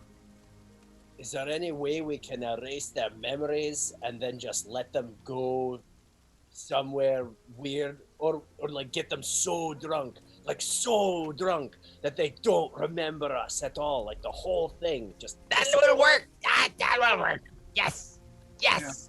Yeah. I think we're really going to have to take them with us. Look, you could take them. The town master's hall has small jail cell at the back. I can't promise you what they're going to do with them. Goblin, you do know that they're generally vermin, yes? Yeah. Yeah. So I would kill them right now, but some people in our group don't agree with that. Whatever. Well, you can take them. It's across right there. It's right across the square. You can go there and ask to talk to the town master. What about the miners here? Do they ever use them to mine? Oh, I don't believe anyone would trust a goblin for much. Kind of use them like a canary in the coal mine, I would imagine they would be far too hard to manage. Really quite the pain in the ass. Let's put them in the prison. No, it's not. It's not like a canary where if they, they sit in a cage and they die if the air is bad. If they can, they'll kill you, and if they can, they'll eat you. Now, let's put them in the prison and see where we go from there. Well, you'll have to go take him to the town master, Farben Webster, and see if he can help you out with that. I'll take them to the frickin' town master then, so that we can get on with it. Fine with me. All right, so Pele is heading over to the town master's, the town hall across the way. Khandra is heading into the Lion Shield. Is anyone going to join any of these two? I am joining Khandra. All right. My girl. All right. Anyone going with Pele? Yeah, I'll go. All right. And the monk and Zan Korin, what are you doing? Sildar is headed in the front door of the Inn of the Southern Wood. I head over to Sildar. Sildar, I was wondering, Yes. I'm actually interested, for, you might be familiar with something, but I have a spell that I'd like to cast, and I need a brazier, brass, specifically. Is there one in town? A brass? A brazier. Oh. Brazier. Oh, God, I never understand you hobbits. Most A brazier. You can possibly you can try the lion shell. Might have one next door. It's more of a religious thing, but do you have a temple around possible? Here? Yes, yes. There's a temple. It's not very well received. Down the main road. It's not much of a road, is it? And Second Street, I suppose, if you want to call it that. And all the way to the edge, there's a temple. Perfect. And you can also look at the Shrine of Luck. We passed it on the way in. It's kind of everyone makes fun of it because it's certainly not very lucky. It's kind of run down, but it's it was on the way in. Those are really the only two religious places in town, and I don't know what they would have, but we will certainly ask. I appreciate that. Toblin may know more inside. I've been here a year, but he's been here much longer. It's possible we can ask him. Yeah, I think I'll do that. Head in and ask him, which... I'm gonna follow Zankarn. Okay, so let's loop around to these different adventures. First, we'll go to Kandra and Tatiana walking into the Lion Shield. The Lion Shield isn't quite as well put together, but it does out front have a that same blue emblem that you saw in the on the crates that was in the cave. The crest, the blue crest with the blue lion in the middle, just one color, kind of simple, straightforward. Tatiana, look. We bring any of those crates with us? Yes, that's the same symbol. That's the same thing. We tell them we found their stash of stolen goods in the cave down the road. We kind of took that stuff, so maybe let's just. No, you didn't take it. You left everything in the crate. We left it. Yeah. Okay, still good. In the yeah, cave. let's go tell them and try and figure out what they might know something. I don't know, like maybe they know something. Let's go talk to them. Maybe there'll be a reward for recovering their stuff. I like rewards. Ding ding. Little bell rings as you go into the shop, and inside you see it's kind of like a cross between a True Value hardware store and an REI. You know, it's got a little bit of hiking, adventurous, camping type of things, and also hammers and not really home repair, but just repair items that you can do things with. It's definitely, as much as Barthen's was food and things to eat and soaps and things like that, this is a little bit more outdoorsy. Garden supplies, seeds, things like that somebody might want in order to be live life in a small rural town and have the supplies that they need. Inside, you see this lady with crew cut, greasy auburn hair. She's got stained teeth, not like disgustingly, but like way too much coffee and no dental strips. Crest dental strips. She's wearing a work apron. Store's a wee bit run down, and she is average height. You come in just as she's removing a rather large boogie from her nose and wiping it on her apron. Hello, can I help you? Can I? What's up? Hi. Hey. Welcome. Hi. Welcome to the Lion Shield. Your home for things around the home. Great. They make us say that. Hi. It's hi. What's your name? Tura Greywind. Tura. Hi. Hi. Kandra. Nice to meet you. What can I? I? Well, this is Tatiana. Nice to meet you, Tatiana. Oh, Dragonborn. We don't get many around here. Well, that's wow, amazing. Never met a blue Dragonborn. That's really fascinating. exciting. It's really exciting, yeah. Tell me, have you missed anything recently? Have you had anything stolen from you recently? Is there anything missing from your store? Why do you ask? Well, it's kind of a funny story. Tatiana, would you like to tell her? Tell her. So down the road, there was a cave that I got so drunk, I actually went inside, and we fought goblins, and we found some crates in the cave with the blue lion symbol, and we were wondering if maybe those might have been yours.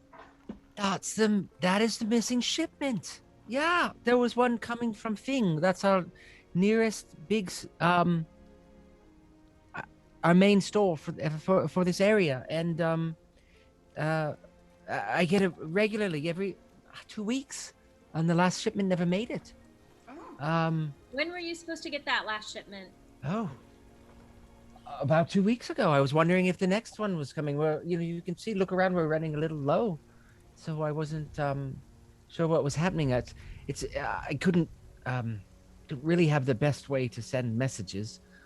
We have a post that comes by, but the post from Thing to here is that shipment, so all the mail goes with that. So I can't send a message if it doesn't show up, and nobody in town gets a message from that direction if it doesn't come in on the Lion Shield runner that comes that way. So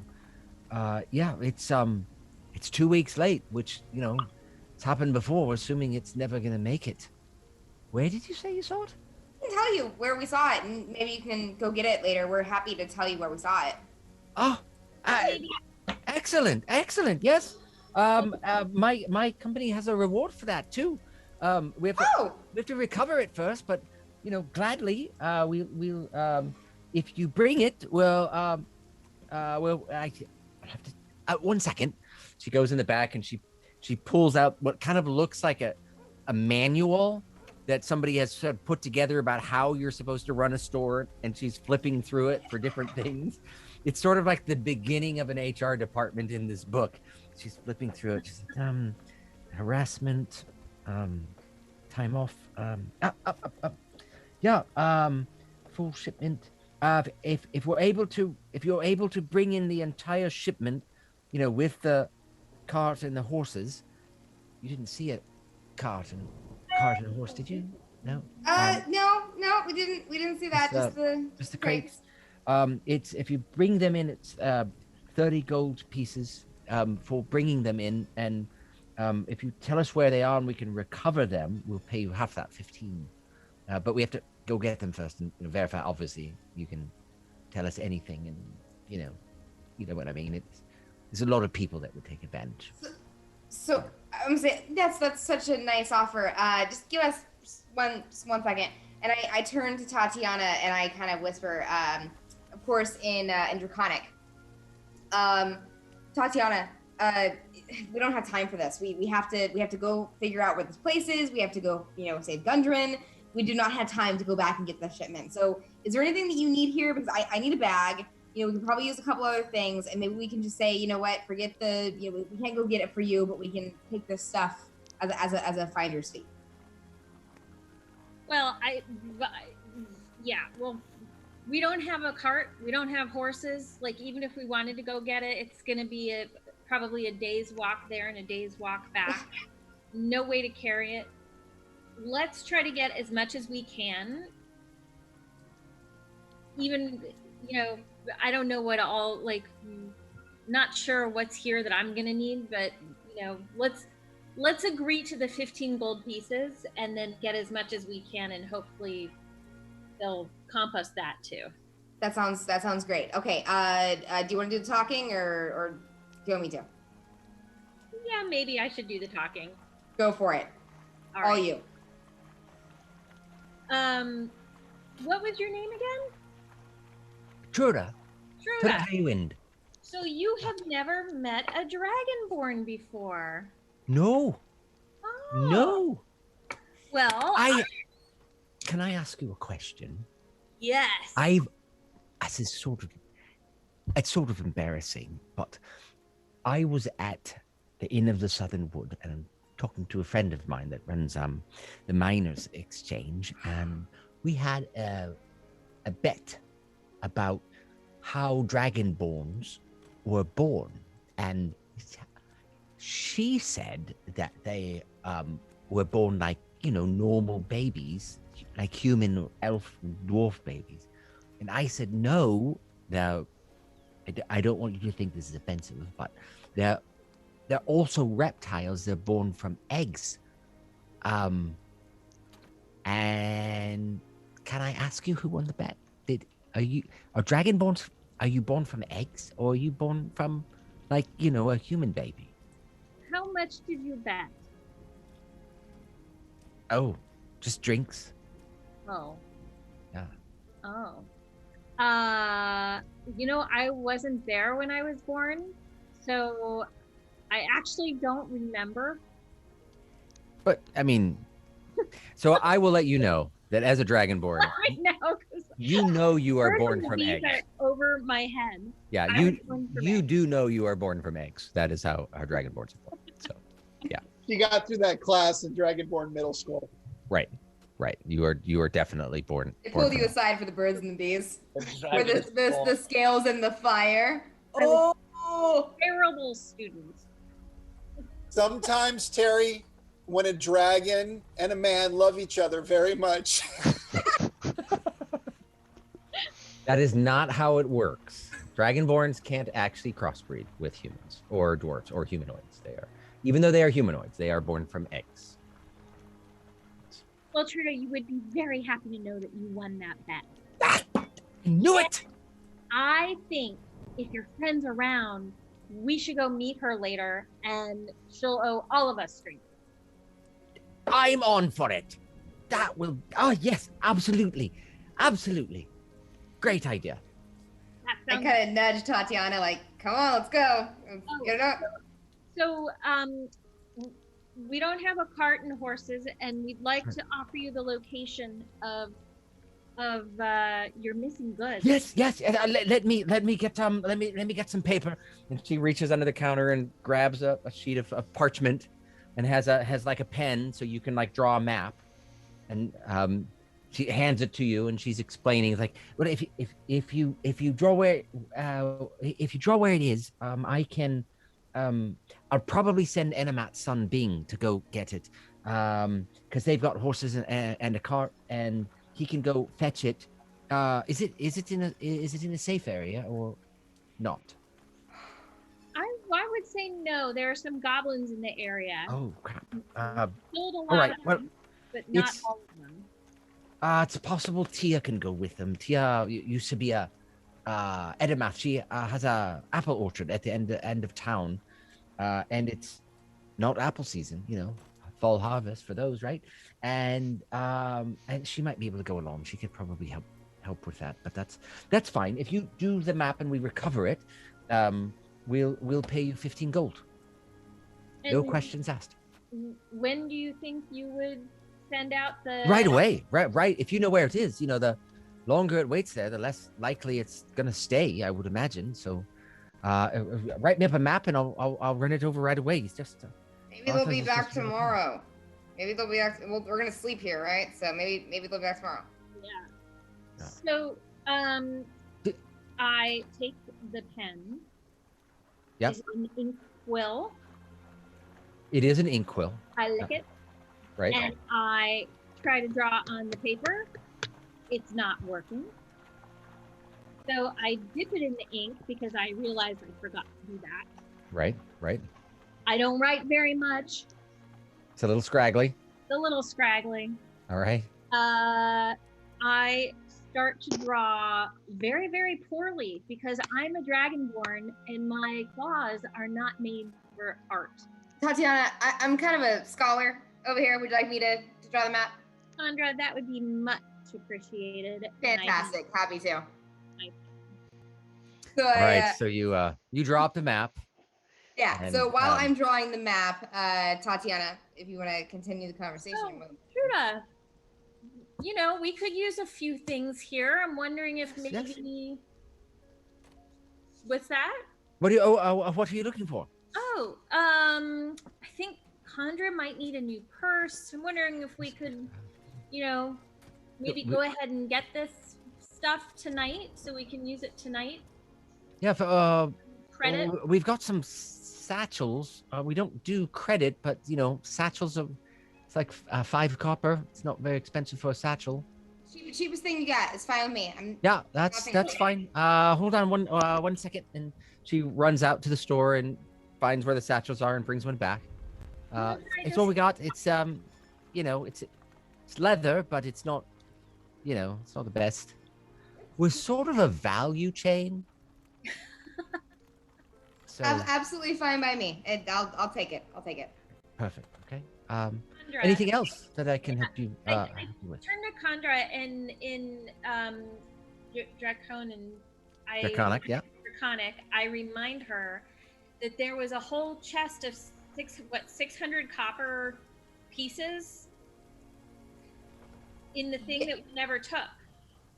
Somebody took them. Zancorn took them, I think. Took him, actually, if you remember. He was pretty much a total jerk about it and just snatched it all up. Yeah, if you want to say Zancorn was a dick about it, that's fine.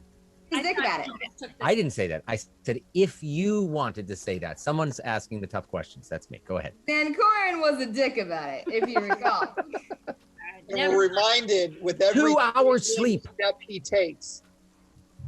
That is a very nice satchel, Condra. Thank you. What else do we need, Tatiana? Do you need anything? Should we get anything for the rest of the team here? Well, we're gonna be looking for ruins. I'm wondering if there's anything here that may be helpful if we have to pick through some ruins. Oh, pickaxes or maybe books, maybe books. Books on ruins or anything like that. It's not a lot of. It's not a lot of readers in town. Maybe the temple might have a book, but certainly not about. Maybe about the area. What are you looking for? What ruins are you looking for? We're looking for Kragmaw. Have you heard of it? Glitching.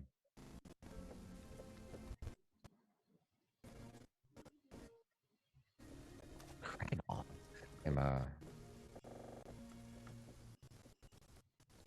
Did you freeze on us? Having issues. Can you guys hear me? Oh, yes. Yeah, I can hear you now. I froze. Can you guys hear me? Am I back? Yeah, you're back. Yes. You're back. Hold on a second. I think it's this Apple M1 that nothing is responding on mine. There's more Let me reading. have a second. Pause for technical difficulties. The Delphi Sapphire will be right back. Right? Can you guys hear me? Yes. All right. I'm seeing what's wrong. The something has destroyed my memory. Oh my god, something's eating all my memory. Uh-oh. Well, now everyone can see our text chain, so that's fun. Right. Hold on. I think I know how to fix it. Just a second.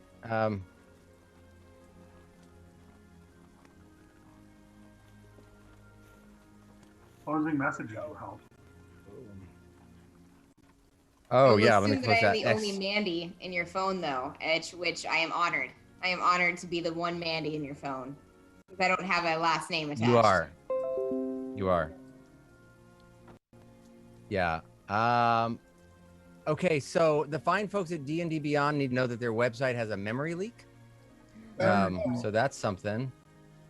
What does that mean, a memory leak? It sounds dangerous. It does.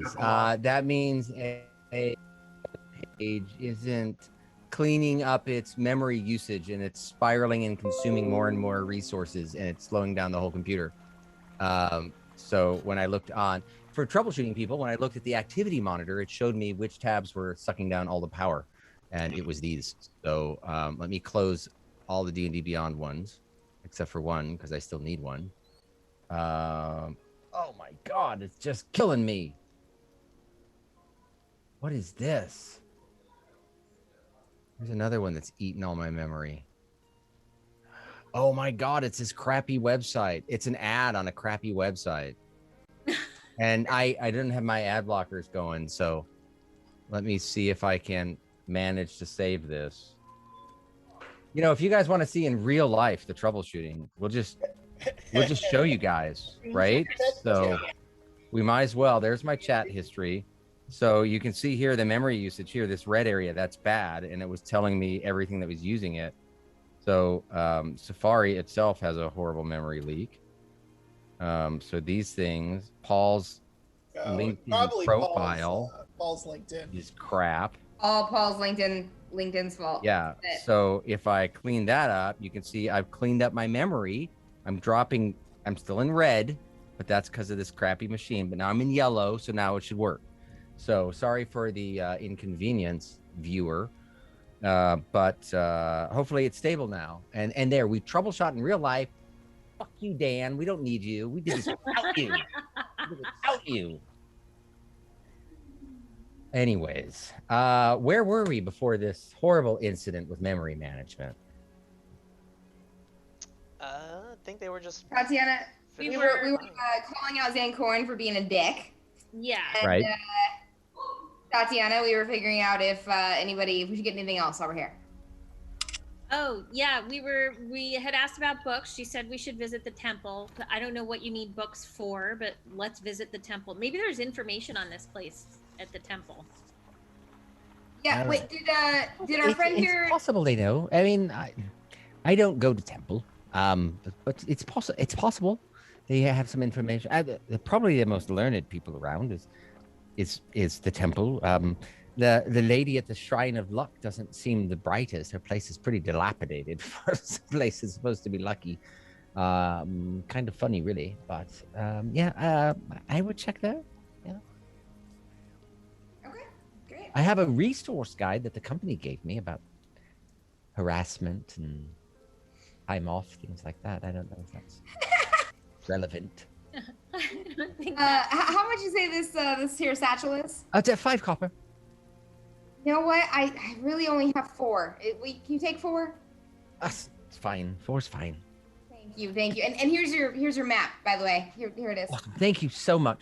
I'll run this over to Bing over at Barthen's and see when they can arrange taking a look at it, and we'll go from there. So we're gonna stay at the Inn of the Southern Wood. Why don't you meet us there later tonight for those drinks? That sounds great. That sounds great. I'd love to do that. I'll ask my friend to see if she can join us. That'd be fantastic. All right. Meanwhile, Rocky and Pele. We've decided to do something a little different. Oh, wow. Secret chat. Rather than go to the jail, Mm-hmm. I start pulling the goblins off in the direction of the edge of town, and I sort of wink in to Pele to follow. All right. Are you trying to sneak away without anyone else knowing? Yeah. Okay. Everyone, I'm not even have you write a stealth check. Everyone has gone their separate directions, so it's just you two and the goblins. Yeah, we're just taking the monk is facing the other way, along with Zancorin, walking in with Sildar. And nobody could have seen this coming. We just give each other a knowing look and deviate on a course out of town. But so once we get out of sight, I turn to the 2 goblins and speak to them in Goblin and say, look, there's really nothing that we can do, but I made a promise not to ever kill a creature that is, completely tied up. So I'm going to give you a chance. I'm going to set you free, and then we'll fight. And if you beat me, then you live. If you don't beat me, you don't. Unless you have new information, that's the best I can offer you.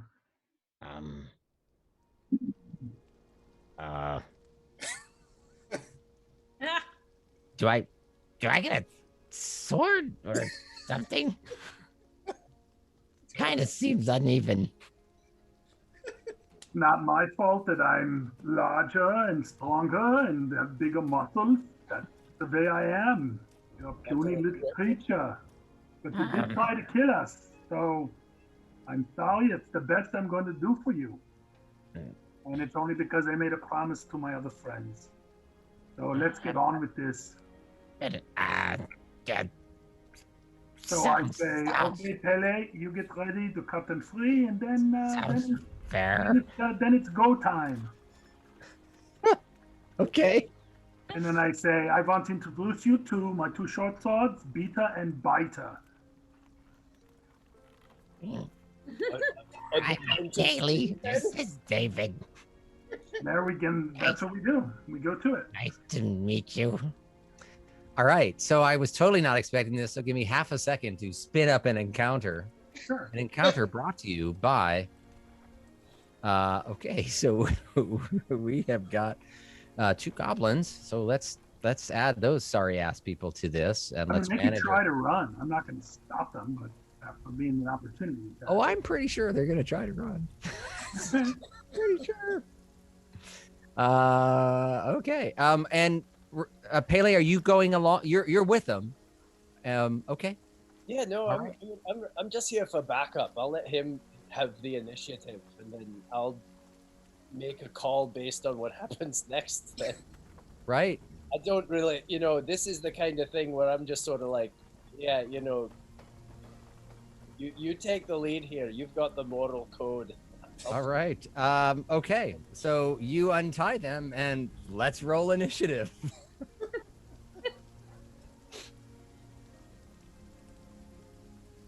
$16. 16. 22. Okay. All right. You untie them. Pele, you're first.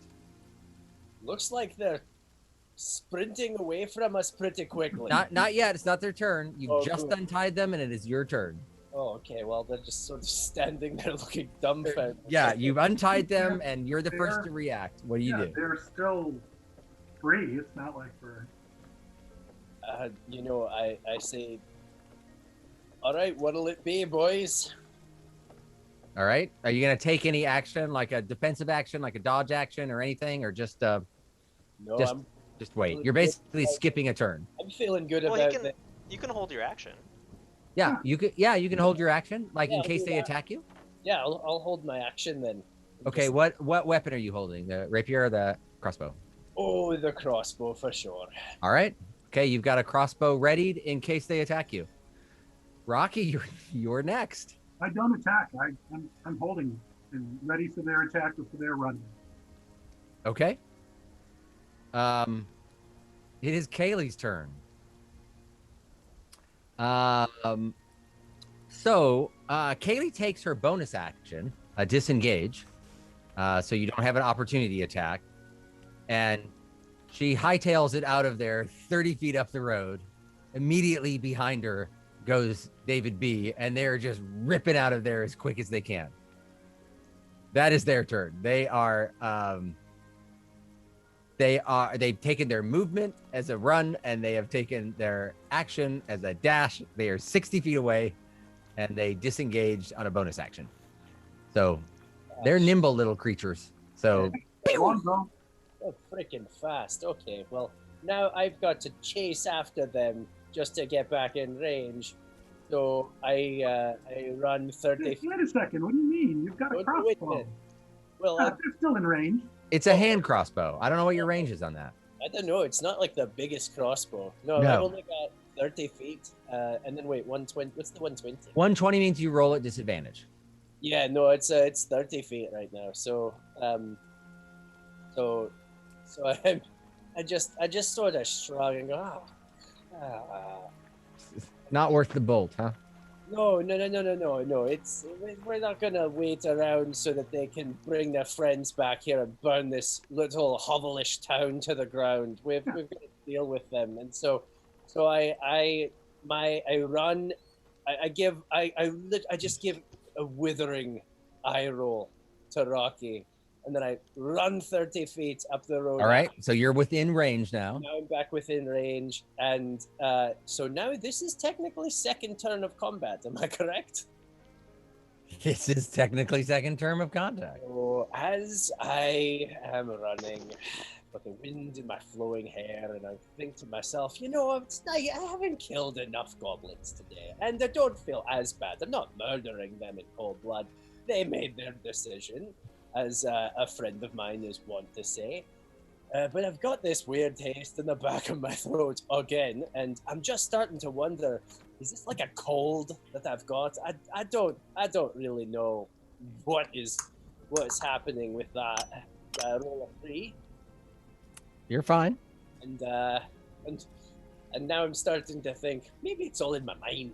I don't know. Maybe I need to start just, you know, I need to do some meditation and really think about this. Or not. Maybe I'll drink some more. And as I'm thinking about this, I bolt my crossbow and I roll and let loose a whopping 8. 8. I don't really care who you fired at. The bolt soars over both of their heads and lands on the ground in the distance. All right. Well, You do have a bonus action. Bonus action for a crossbow. I just go, shite. Just growl a bit and load another crossbow bolt, and then I think, all right, let's end this. Roll it, and it's a 10. 10. Oh. This one looks like it's on target, but as they're speeding away, it just falls a bit short and skids on the ground in front of them. I What are turn you around. doing, Pele? I turn around and I just throw my hands in the air. Like, I don't know what I'm doing. Can I shoot him with the crossbow? Yeah. Your longbow. You have a longbow. Yeah. It's still your turn. I'm shooting with a longbow. Who are you aiming at? David or Kaylee? Whoever is moving slower. David's in the rear. He's a little more out of shape. I'm going after David. Yeah, he's got a goatee and short brown hair, and he's a little bit more out of shape. I rolled a 24. 24. With Rocky's well-known aim, this arrow soars through the air and strikes straight in the back of David. Go ahead and roll damage. Oop, only 4. Slow him down. Slows down, loses a step, but he's able to keep going. Okay, gonna shoot Their again. turn again. You can't take another action this turn. Yeah, but we have initiative, so we can just keep. Yeah, but it's their turn, and their turn now. They pulled away 120 feet. Still in range. They're still in range for you. I can keep running. I can run forward too. Yeah. So if you want to pick up, you are now. You were. Let's add this up. You were 30 feet away. They went another 60. So now they're 90 feet away from you. Pele, it's your turn. They are 90 feet away from you. You can't get within 30 feet anymore. No, I can't. But I could roll at disadvantage. So I may as well just not bother chasing them. And I, just sort of with a real laziness, bolt another crossbow. All right. One-handed, fire it off. David's already got him. Get him dead. Who's the last one who came? I'm on a hit. David. Yeah, David's the one that was been hit. Oh, he's still alive? Yeah. He come down. Oh, okay. Yeah. All right, go ahead and roll at disadvantage. Okay, so I take the crossbow. And wait, do I need to do my 1d4 again? Yeah. Okay, and so as I'm just about to, level a real lazy shot over at David, it's a 2. All right. Nothing happens. Nothing happens, so I shoot with disadvantage, and it's an 11. 11. Another shot goes wide as they're slowly getting out of range. Rocky. All right. Well, I moved as far as I can move. And Okay. So you move. They were 90, so they're back down to 60. So they're in normal range, I think. And I shoot at the other one. Okay, at Kaylee. Mm-hmm. All right. And you're still in range. What's the range of your longbow? It's like 120. 150. 150. All right. 150. No. And then 600 for disadvantage. Wow. So he shot right on target. You've been a deadeye with that longbow. Go ahead and roll damage. 6. You see this stick through her. You know, she's 120 feet away. You can't see that well, but she's not that far away. Huh? She's 90 feet away. I'm sorry. No, she's 60 because I ran 30. Yeah. She's 60 feet away. And you see the arrow has gone through her, sticking out of both sides, but she is still moving forward. Okay. At this point, they realize they're sitting targets and they dart off onto the side areas where there's trees and rocks. It slowed them down a bit, so they didn't manage to make it another 60 feet. They were just able to move 30 feet. But now within the trees and everything, they're at half cover because they're, trying to hide themselves. And we're back around to Pele. They are, to Pele, who didn't bother running last time, they are now 120 feet away, I think. So they're right at the edge of your range if you want to fire. Yeah, you know what? Screw it. Let's shoot another arrow at them. So I shoot my crossbow bolt. Go ahead and roll your 1d4. That's right. Man, this is this whole affliction that I have is really, with this many turns. Everyone's wondering what it does. You're the man that can never hit 25%, and still you do not hit 25%. I do not. So amazing. Disadvantage at David B. Right. And this time it's another errant shot as it slams into the side of a tree. You're down. Get to do my second shot with them. Yep. Yep. Perfect. And one more. It's another. 15. 15. A 15. And you were aiming at David? That is just a hit. Go ahead and roll damage. Fabulous. Okay, so now I roll damage. So, damage. 3. Wait, no, a 6. A 6. And you see him drop to the ground. Yeah. The bolt stuck inside of him. He's dropped out of the way. Stretch and sort of, lay down in the grass. Finally, Pele, took a long time. Rocky, it's your turn. I shoot a longbow bolt. Okay, you're at disadvantage because they're at half cover. Oh, actually, no, you're not at disadvantage. They got to. Actually, let me take that back. I did that. I had you roll at disadvantage. My bad. We'll just stick with that. But you were disadvantaged because of the range, but you did not hit. You did not hit them. Their armor class is up 2 because of half cover. It's my bad. So she is still fine. What did I do? You can't take it back. So Pele, you did I'm the not dungeon kill. master. Screw you guys. I can take it back. What? My bad. David, give it to David. Take it away. I can take it away. Yeah, no, that was a miss because So what his am I armor rolling class on? is up 2. Huh? I'm rolling at disadvantage. You're not rolling at disadvantage because they're in range for you. They just have a +2 to their armor class. Okay. So you just roll your normal longbow. 25. Who are you aiming at? Whoever has the most damage. Well, you can't really tell. They've both been hit. David. Okay, you aim at David. Go ahead and roll damage. 7. Now he's got 2 longbow arrows stuck in him, and he drops to the ground dead. At least you think. Running forward to get the last one. All right, so you close the gap a little bit as you head off the road as well. So you guys are both in the trees. You're still about 90 feet behind. She is still racing on ahead as fast as she can. This is just a race at this point.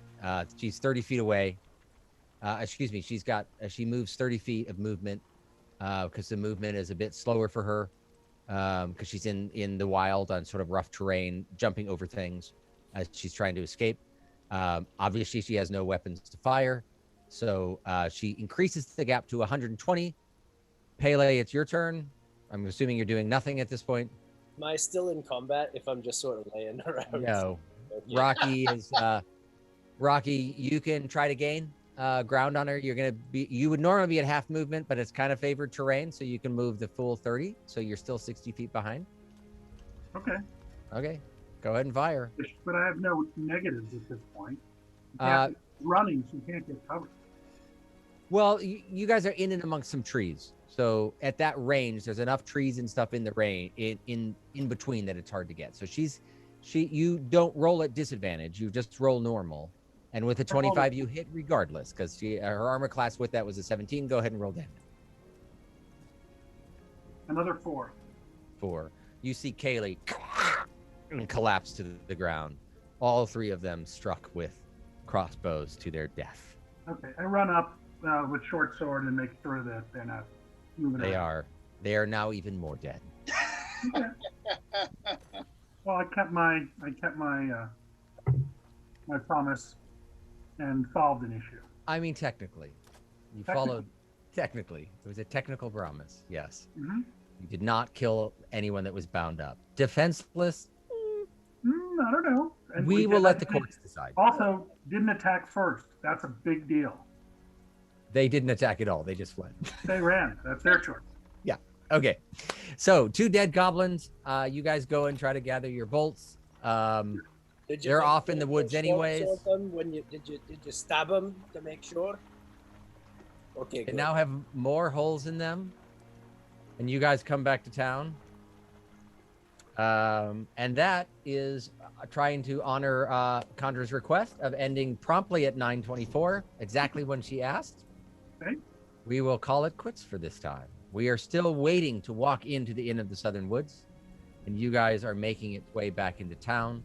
Condra and Tatiana are ahead of us in time. So, well, they're ahead of the monk and Zancorin and Sildar, who are time-wise still a little bit ahead of you guys, and that is where we will pick up when we come back for episode 9. I did not think we would get a battle in this round. If you want to call it that, if you have the stomach to call the slaying of goblins running for their lives combat as opposed to hunting or target practice, perfectly fine. But that is the end of them, and that is the end of this episode. So thank you for joining us. Go to shop.legionm.com and email Mandy, who plays Condra, and demand a More You Roll Legion D&D t-shirt, and she will be forced to make one for you. I will be forced. It will be the only choice. Right. And it will be cool because she knows her stuff, even if she doesn't do it for us. I'm pretty much a badass, so. Right. Dave, we still have a contest to resolve. We do. We have a member of the audience, and he ventured a guess. Okay, what is his guess? Product. It is correct. It is a product. Si Pasa is a product on Amazon. It is a manufacturer. You can go to Amazon and look for SIEPASA, and they sell. I think maybe it's umbrellas. I forget what it was. Wow. So, who was this? Tom? Champion. But a no prize. Who was this? Dilligafrin. Or I don't know how to pronounce your name, Tom. It's Tom. Tom. So Tom gets his choice of anyone's LinkedIn profile with a signature that will be digitally sent to you because, it's a pandemic. So let us know in the chat. And I did not get mine to the monks last week, but I promised to do it. I was going to sign it like, I promise not to suck so much, Dave. But then my wife said that could be misinterpreted, and I get that. Good so point. I'm not going to do that. I'm going to do something else. And send that off. So make your request in it, and someone has to let me know in case it's me, so I can send that out, and we will. All right. So Tom, you just have to let us know whose LinkedIn profile photo you want autographed. Right. This is damn near the lamest prize I have ever given away. It's the best, Yeah, actually. It is. Yeah, this is. But all of us are secretly hoping, like, God, I hope it's me. God, I hope it's me. Come on. Somebody to know me. Tom, you're leaving us all hanging in suspense. What is your answer? He probably has a memory leak in his Chrome and he can't answer. The answer is in. He is requesting the signed LinkedIn photo from David, the DM. Ah! You owe two. Okay, too. I don't know how to get it to him, so I'm gonna send it to who knows how to use Twitch. You send it to me. I'll send. Yes. It will say best of luck. Insert name here, Dave. And the battery. We own the battery from last week. No, I was supposed to send it to you last week. You can send him a battery. Fuck it, send him a battery. 2 batteries. Awesome. We're Legion M, damn it. Well, you guys are. That's right. I'm not. Send him a battery. I approve the budget. You know, too bad Paul's not playing with us. He can approve that expense. I'm gonna have to fill out an Expensify form for the battery. And do the battery. That's absolutely right. Thank you everyone for joining us. And we will see you next week. I don't know if it will be on Thursday or we're picking another day, but we'll try to announce it. I'm supposed to keep the Twitch calendar up to date, and I don't know if it's up to date. I think it may still say Tuesday, but I'll try to fix it. And after we sign off, we're going to decide, what we're going to actually do upcoming. So anyways, thank you. Thanks for joining us. See you next week. The more you roll. The more you roll. Oh, wait. Boom, boom, boom, yeah, and fade it out. For you roll.